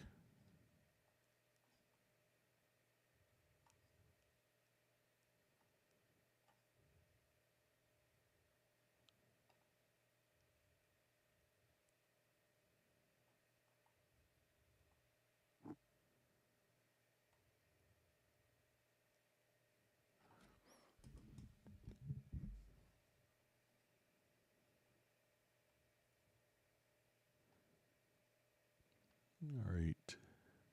All right. So I think I found my spot where it was close to.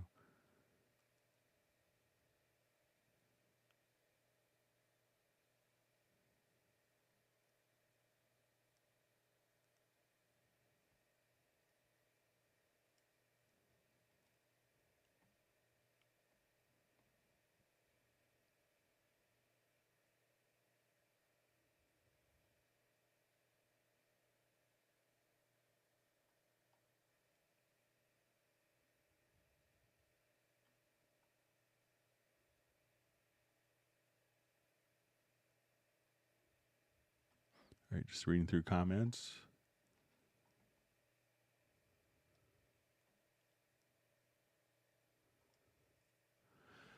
All right, so we see a question. Hi, Greg. I have an audio bass track and I want to apply a delay for just 2 bars. What's the best way to do that? Cubase 12 Pro. So, you could do it with just automating the effects, but one of the things that you could also do, let me just find a particular file here, see if I play something from Hot Mess here.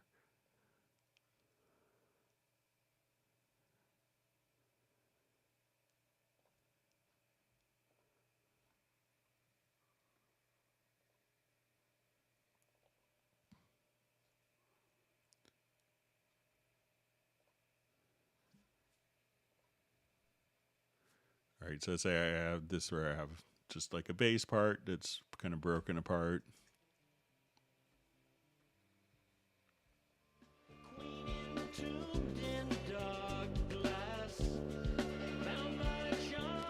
All right, so say I want to just take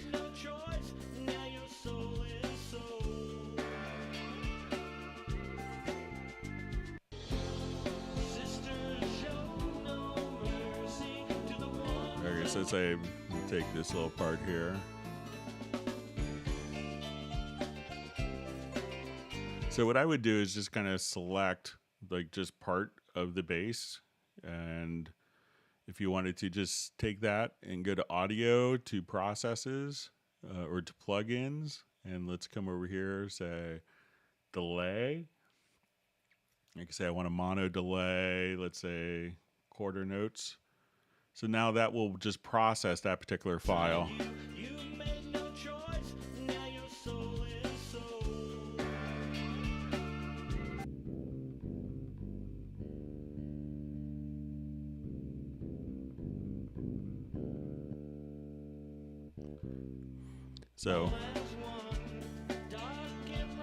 So you could just kind of, just select a little part here. So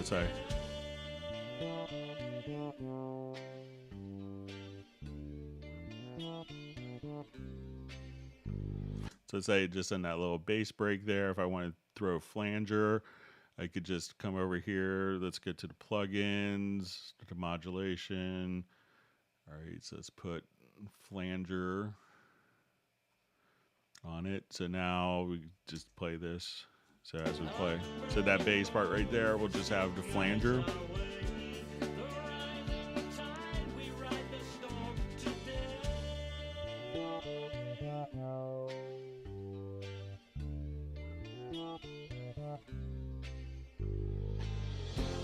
Then off. You could also just, on the bass part, one other method of doing this is just to use a send effect and to automate it. So I'll come to the sends. We could right click and let's say, okay, I just want a mono delay on a send. I'll go to the channel view here. So let's say,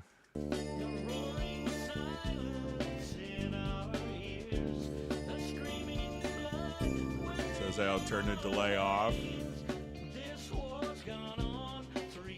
And let's automate. So I click on W. So let's say I want to put a delay on here.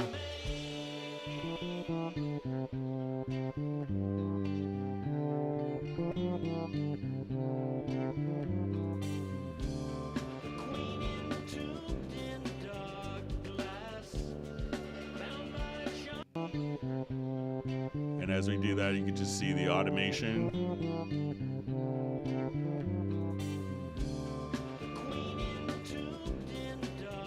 And even when you do the process, you could have a tail so that it will continue on afterwards. So you could do offline processing or just automate the effect send. So either way will kind of get you to the same place in the end.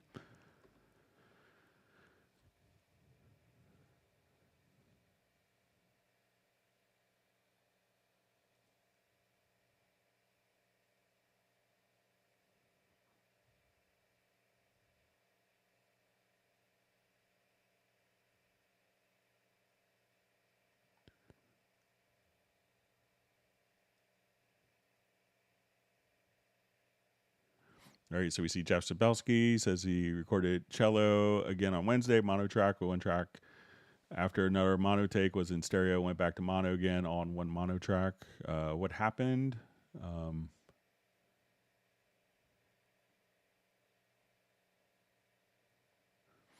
So, maybe it was, if you did, if you added a track and, one track was mono and then you added another track and the track configuration here was set to stereo, you could do that. But, worst case scenario is you could just take the particular tracks, if you needed to get it, if it was recorded, like only in the left channel, is you could just come right over here and go to convert tracks and say multi-channel to mono, and then that will automatically split it out for you. So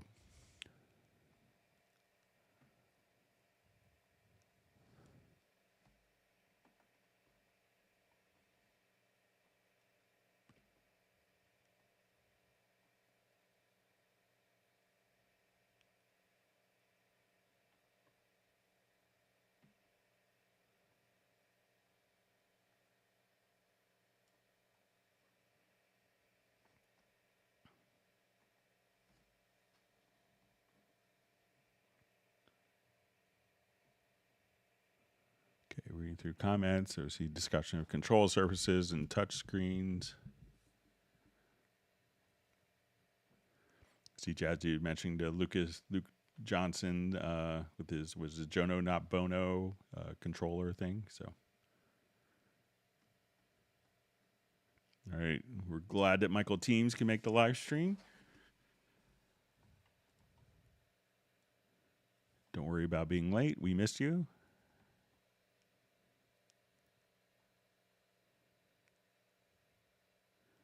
All right, so we're seeing Robert just saying that the wing has a really great control surface for using with Cubendo, so that's good. Thanks, Robert, for the info.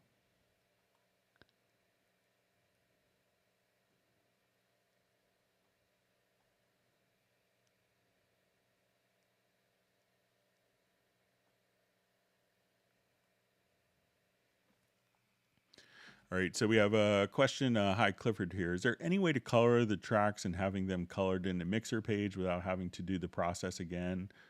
I hope you understand what I mean. All right, so let's say if I come here, let's jump to this project.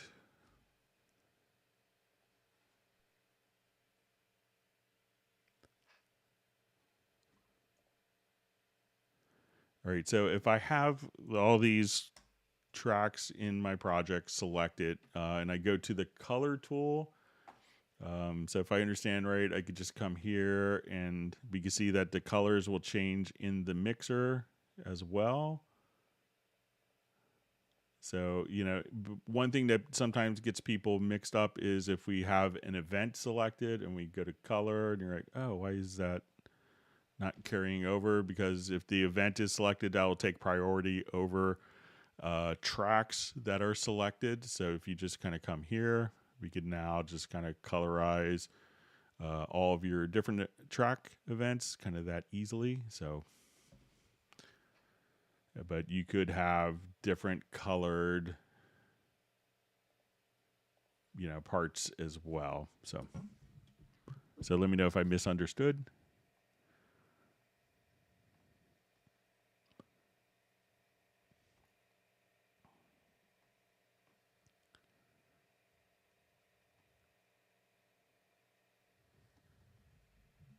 See, Husk says Greg is like Jean-Luc Star Trek. We all want to explore new worlds. Greg adds the coordinates and helps us find those worlds. I'm just happy if people can be creative with tools. So,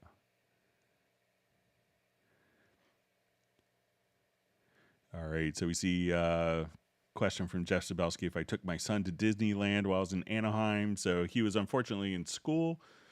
I did have free Disney tickets from work, but he was still in his last week of school, so he just finished up school. So maybe sometime we'll do a Disney thing. He's not so Disney oriented, so but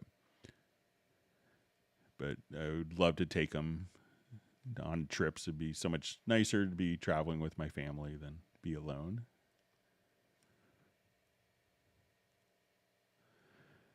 All right, so we have a question. What is the best way to make a vocal track a little more even? I have parts that are already soft, and I want to bring them up to balance them with the louder parts and vice versa. Thank you again. So, this is kind of typically what, compressors do. So let's say if I'm, playing this bass part here, and I'll just bring this up. And let's say we have soft and loud parts. So I'll just kind of come through and make some cuts here. So let's say this is very loud. This is too soft.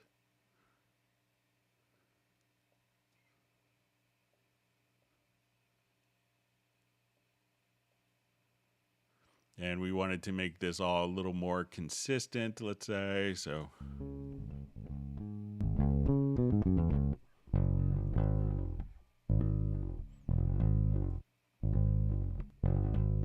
it's too loud. Now it's probably going to get too soft. So at this point, we could go to the channel strip, and you could just put a compressor on. And what we could do is just basically kind of find our thresholds here, and we could just kind of do, and I'll put on the correct channel this time. And then we could kind of just regulate all of the volumes here so that the loud spots will get brought down. So if we bypass the compressor here, so now we turn the compressor on.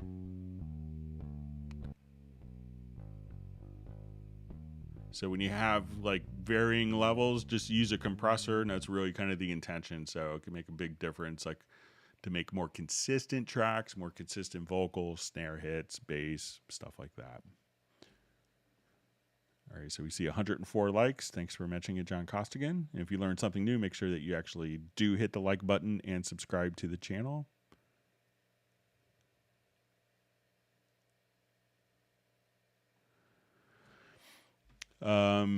So we see, hey Greg, is there a way to link the channel faders with headphone sends continually as I move faders, and the corresponding headphone sends change as well? Thanks. All right, so let's say if we're in our cues. So, what you could do is, if we wanted to take the levels, let's go to our racks and let's set up cue mixes. One of the things that you can do is if you're in the cue mix here, we could just right click in the control room. So I don't think it's going to be dynamically linked, but we could use the current mix levels for all of our cues. I'm going to activate the tracks, activate the Q sends.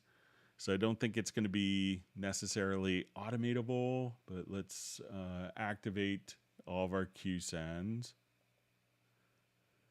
And I'm going to select all the tracks. That'd be helpful.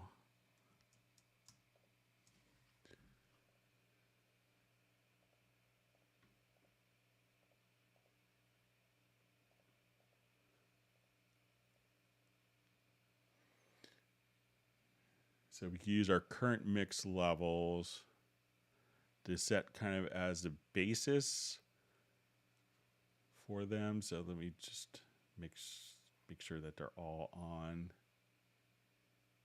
Now that all the tracks are selected, I'll activate all the Q sends. So now when we come to use the current mix levels, we can apply those, but I'm not sure if that is going to transfer automation over, but you can get kind of like the foundation. So let's see if I come here.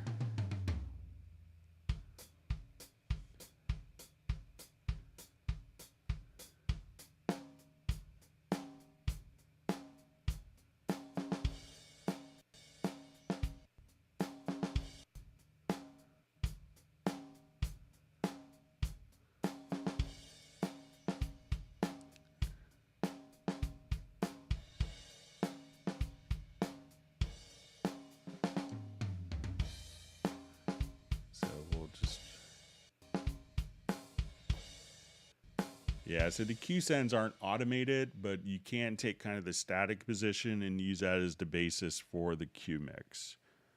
Sorry about that.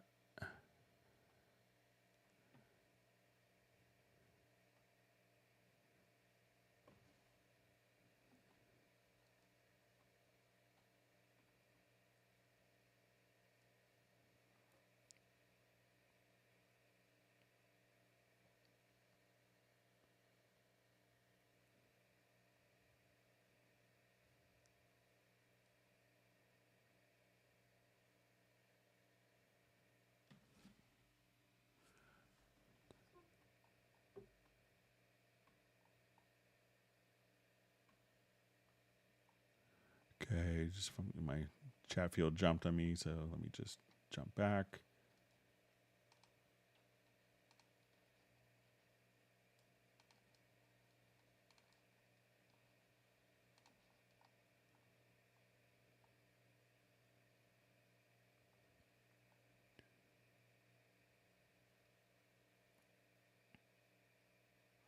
All right, so I can see I get Michael Teams has granted me 1 gallon of key lime pie ice cream for my family and myself. Sounds like a good way to kick off summer. Thank you.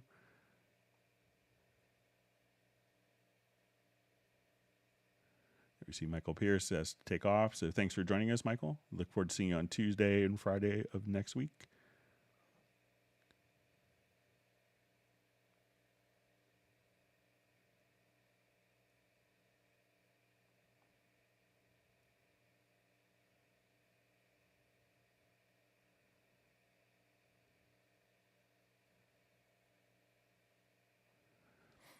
All right, so we see question. Is it possible to select and move a couple of audio warp markers yellow together to make place for some short played eighth notes?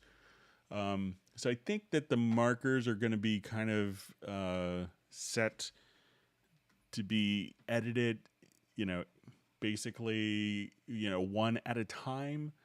So when we come over here, let's say I want to take my hit points, and I'll just get to my real-time processing here, and we'll create warp markers from the hit points. And now I go over to my warp marker tool. So, I don't think that these can be moved. The warp markers, can't be moved necessarily, but if we just come over here, we'd have to kind of move them one at a time. So the intention is, this is often, and if you wanted to kind of move multiple ones together, think of quantizing just, that particular audio event. So let's say if I wanted to come here, I could just take that and let's quantize it to quarter notes. And now I could just quantize, and that would move multiple warp markers simultaneously. So if you wanted to do it for eighth notes, you could just choose eighth notes as your quantize value and just kind of cut and then just correct, multiple parts quickly.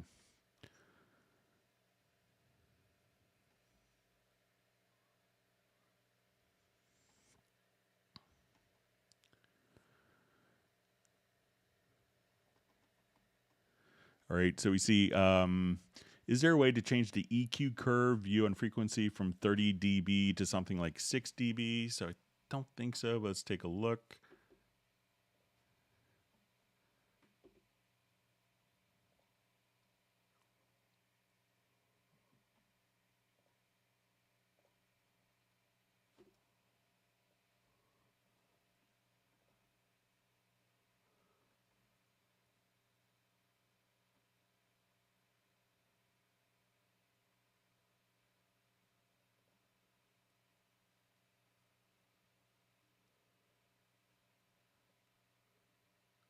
Yeah, so I think it's going to be kind of fixed, but let's see.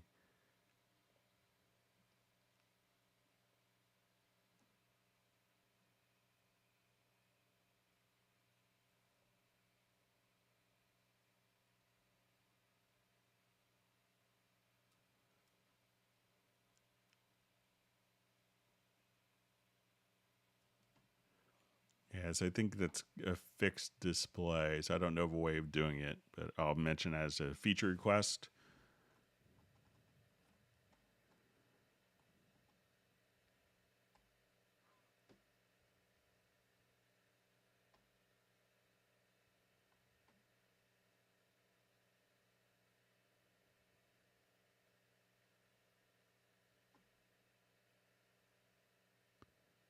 All right, wonderful to see Grant Nicholas on the live stream. Glad you can make it.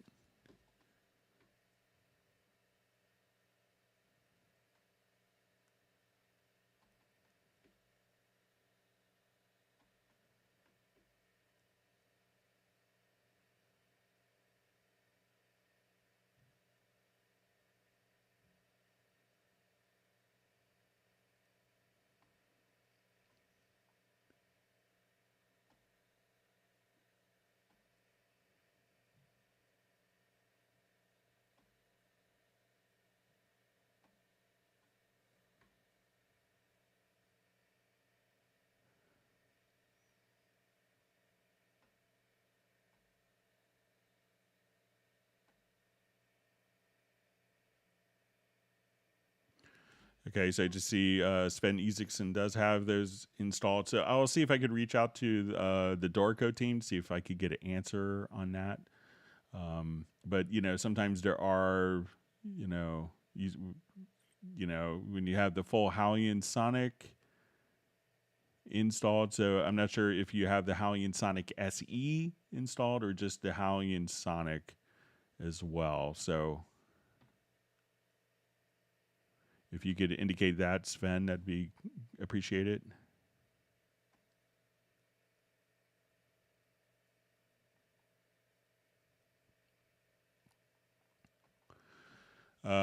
So we just see what's the best MIDI board for Cubase. I found Novation difficult with it. There's first figure out like what you need the controller to do. So like for integration, a lot of people like the Nectar controller, which is what I have sitting on my desk. I hear lots of great things about the Arturia controllers. And some people like the NI controllers. If you work with NI libraries, they have some good integration with that, but maybe not as deeply integrated with other programs. The Akai controllers are popular as well. So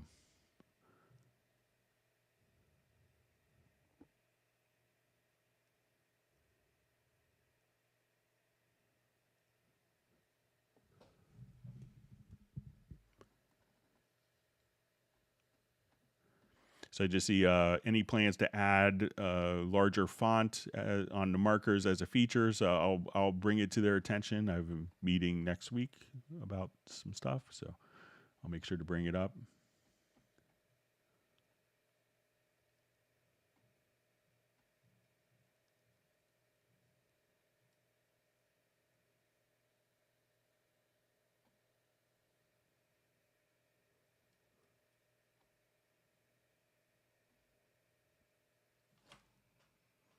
See how we're doing. We're doing okay on time. Thanks for all the great questions.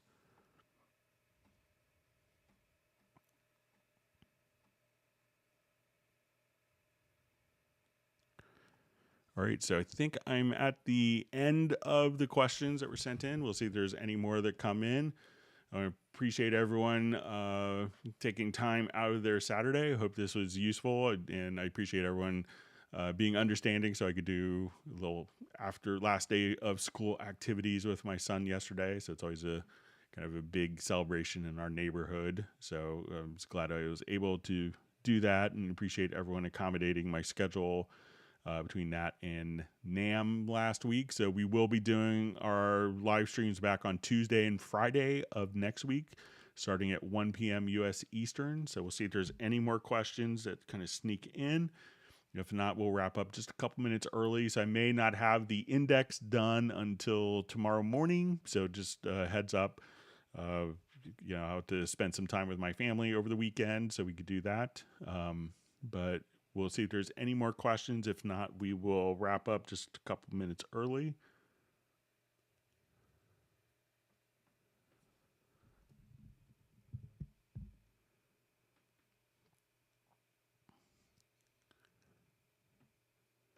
Okay, we'll give it another 20 seconds or so.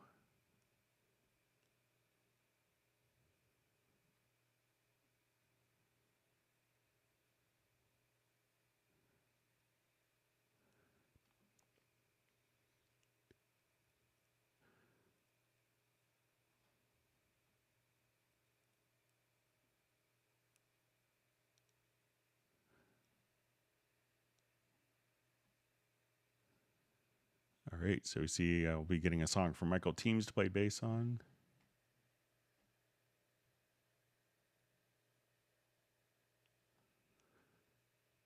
Okay, so you see a comment from Sven, so I'll check with the Dorco team, see if they have any insights, if the SE version needs to be run with, or is expecting to see Halion Sonic SE. So I'll check with that. But maybe if you want to try, Sven, installing Halion Sonic SE, it's fairly small to do, and see if that resolves the issue for you. Okay, so with that, we will go ahead and wrap up. Everyone have a wonderful weekend. Please stay safe and healthy, and we will see everyone back on Tuesday. Thank you very much.